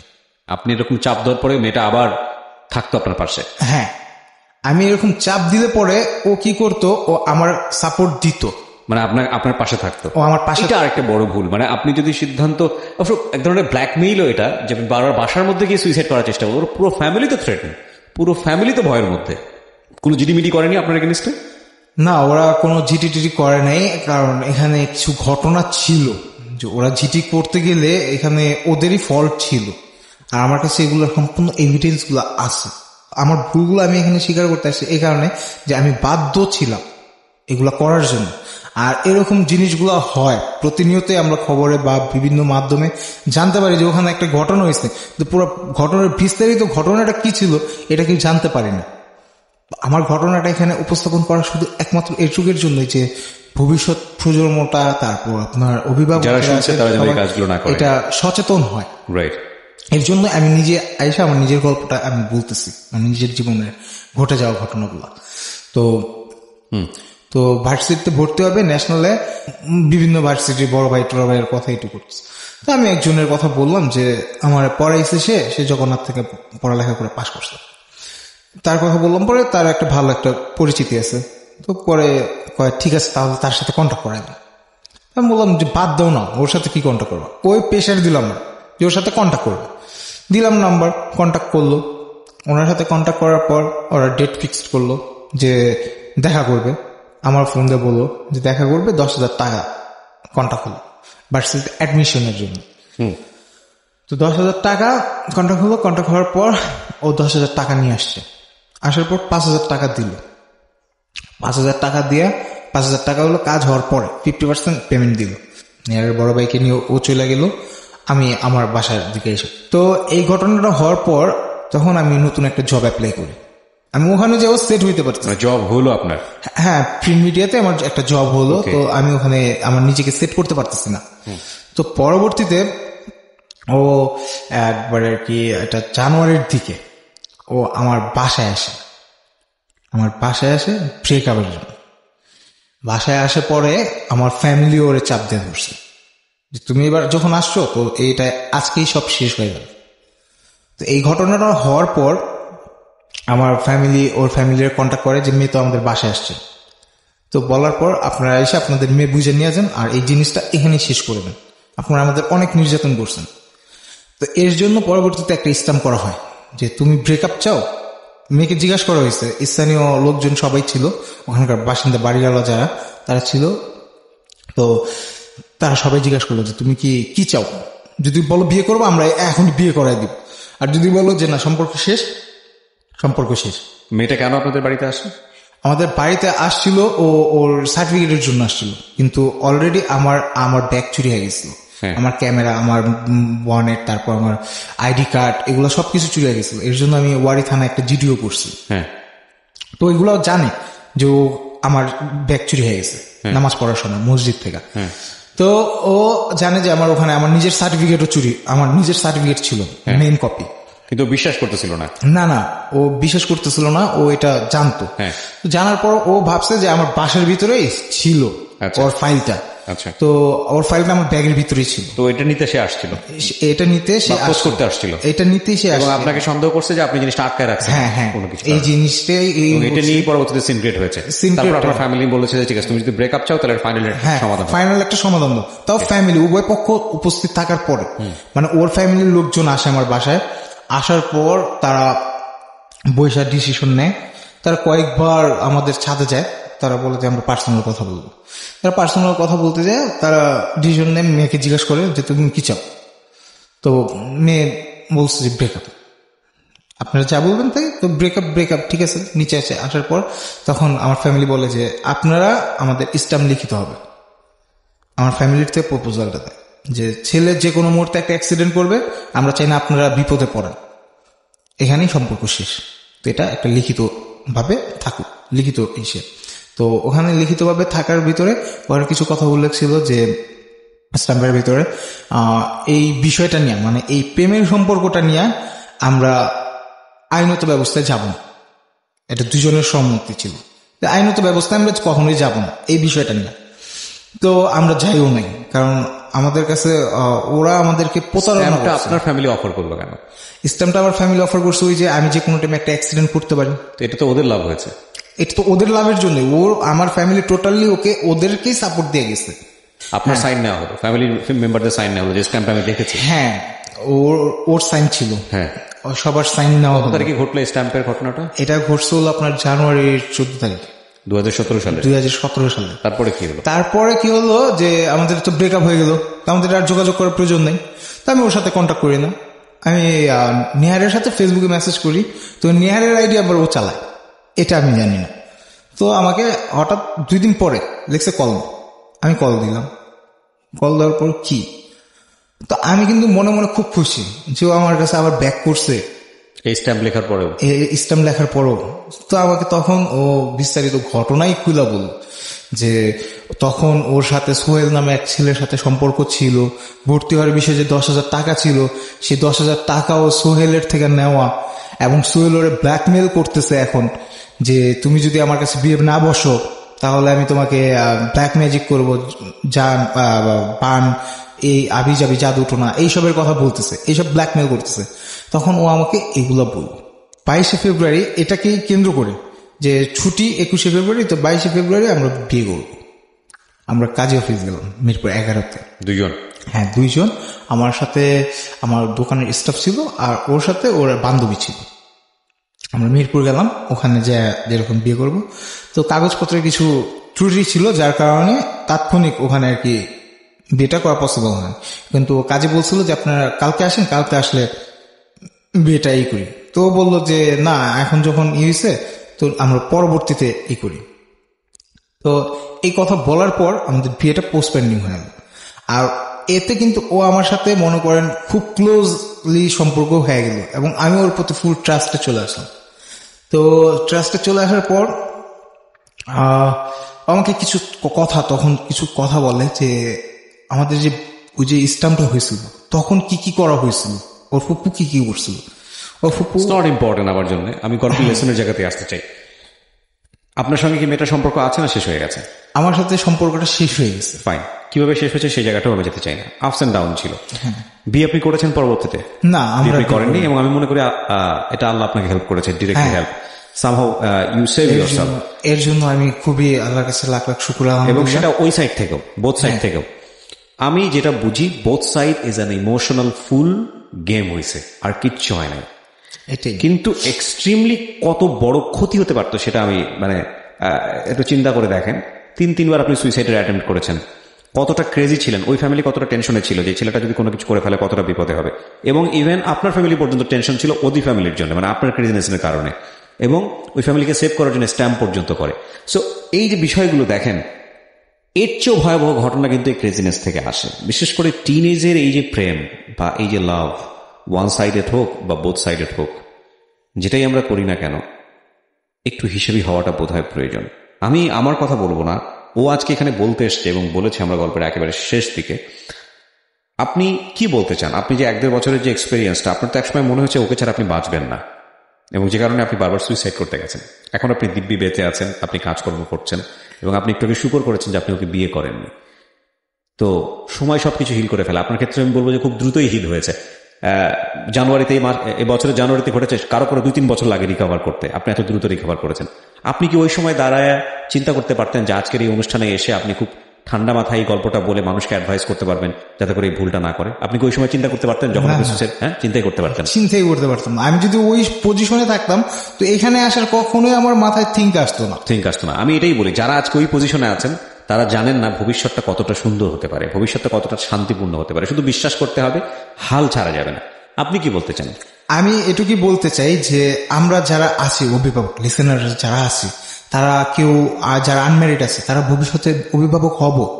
তো বাচ্চাদের আমরা ওই যে ফ্রি মাইন্ডের একটা কথা বলি যে আমাদের সাথে শেয়ার করবা, কিন্তু কোন একটা রিলেশনে যাওয়ার আগে বাচ্চাকে অ্যাডভাইস দেওয়া দরকার যে তুমি যার সাথে মিশতেছো তার সম্পর্কে ভালো করে জানার পরে তার সাথে মিশো।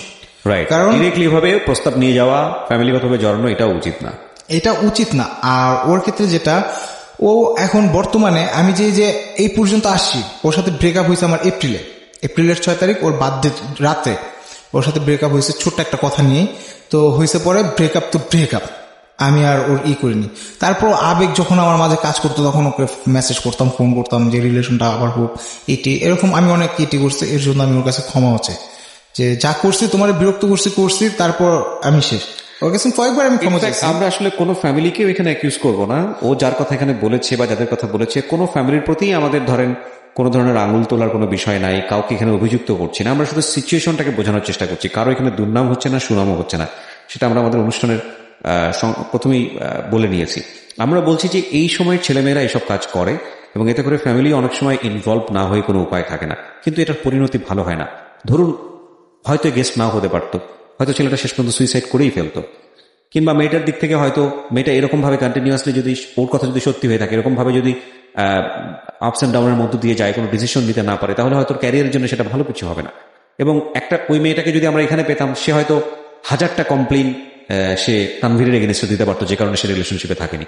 সো সবকিছু মিলিয়ে একটা জায়গায় কারো কোনো অভিযোগ নেই, সেটা হচ্ছে বয়স এবং ইমোশনালি মানে গাধার মতো একটা সম্পর্ককে এতটা সিরিয়াসনেসের জায়গাটায় এত দ্রুত নিয়ে যাওয়া, এটা হচ্ছে সব জায়গা থেকে ভুল। পরিবারের জায়গা থেকেও ভুল এবং এদের জায়গা থেকেও ভুল।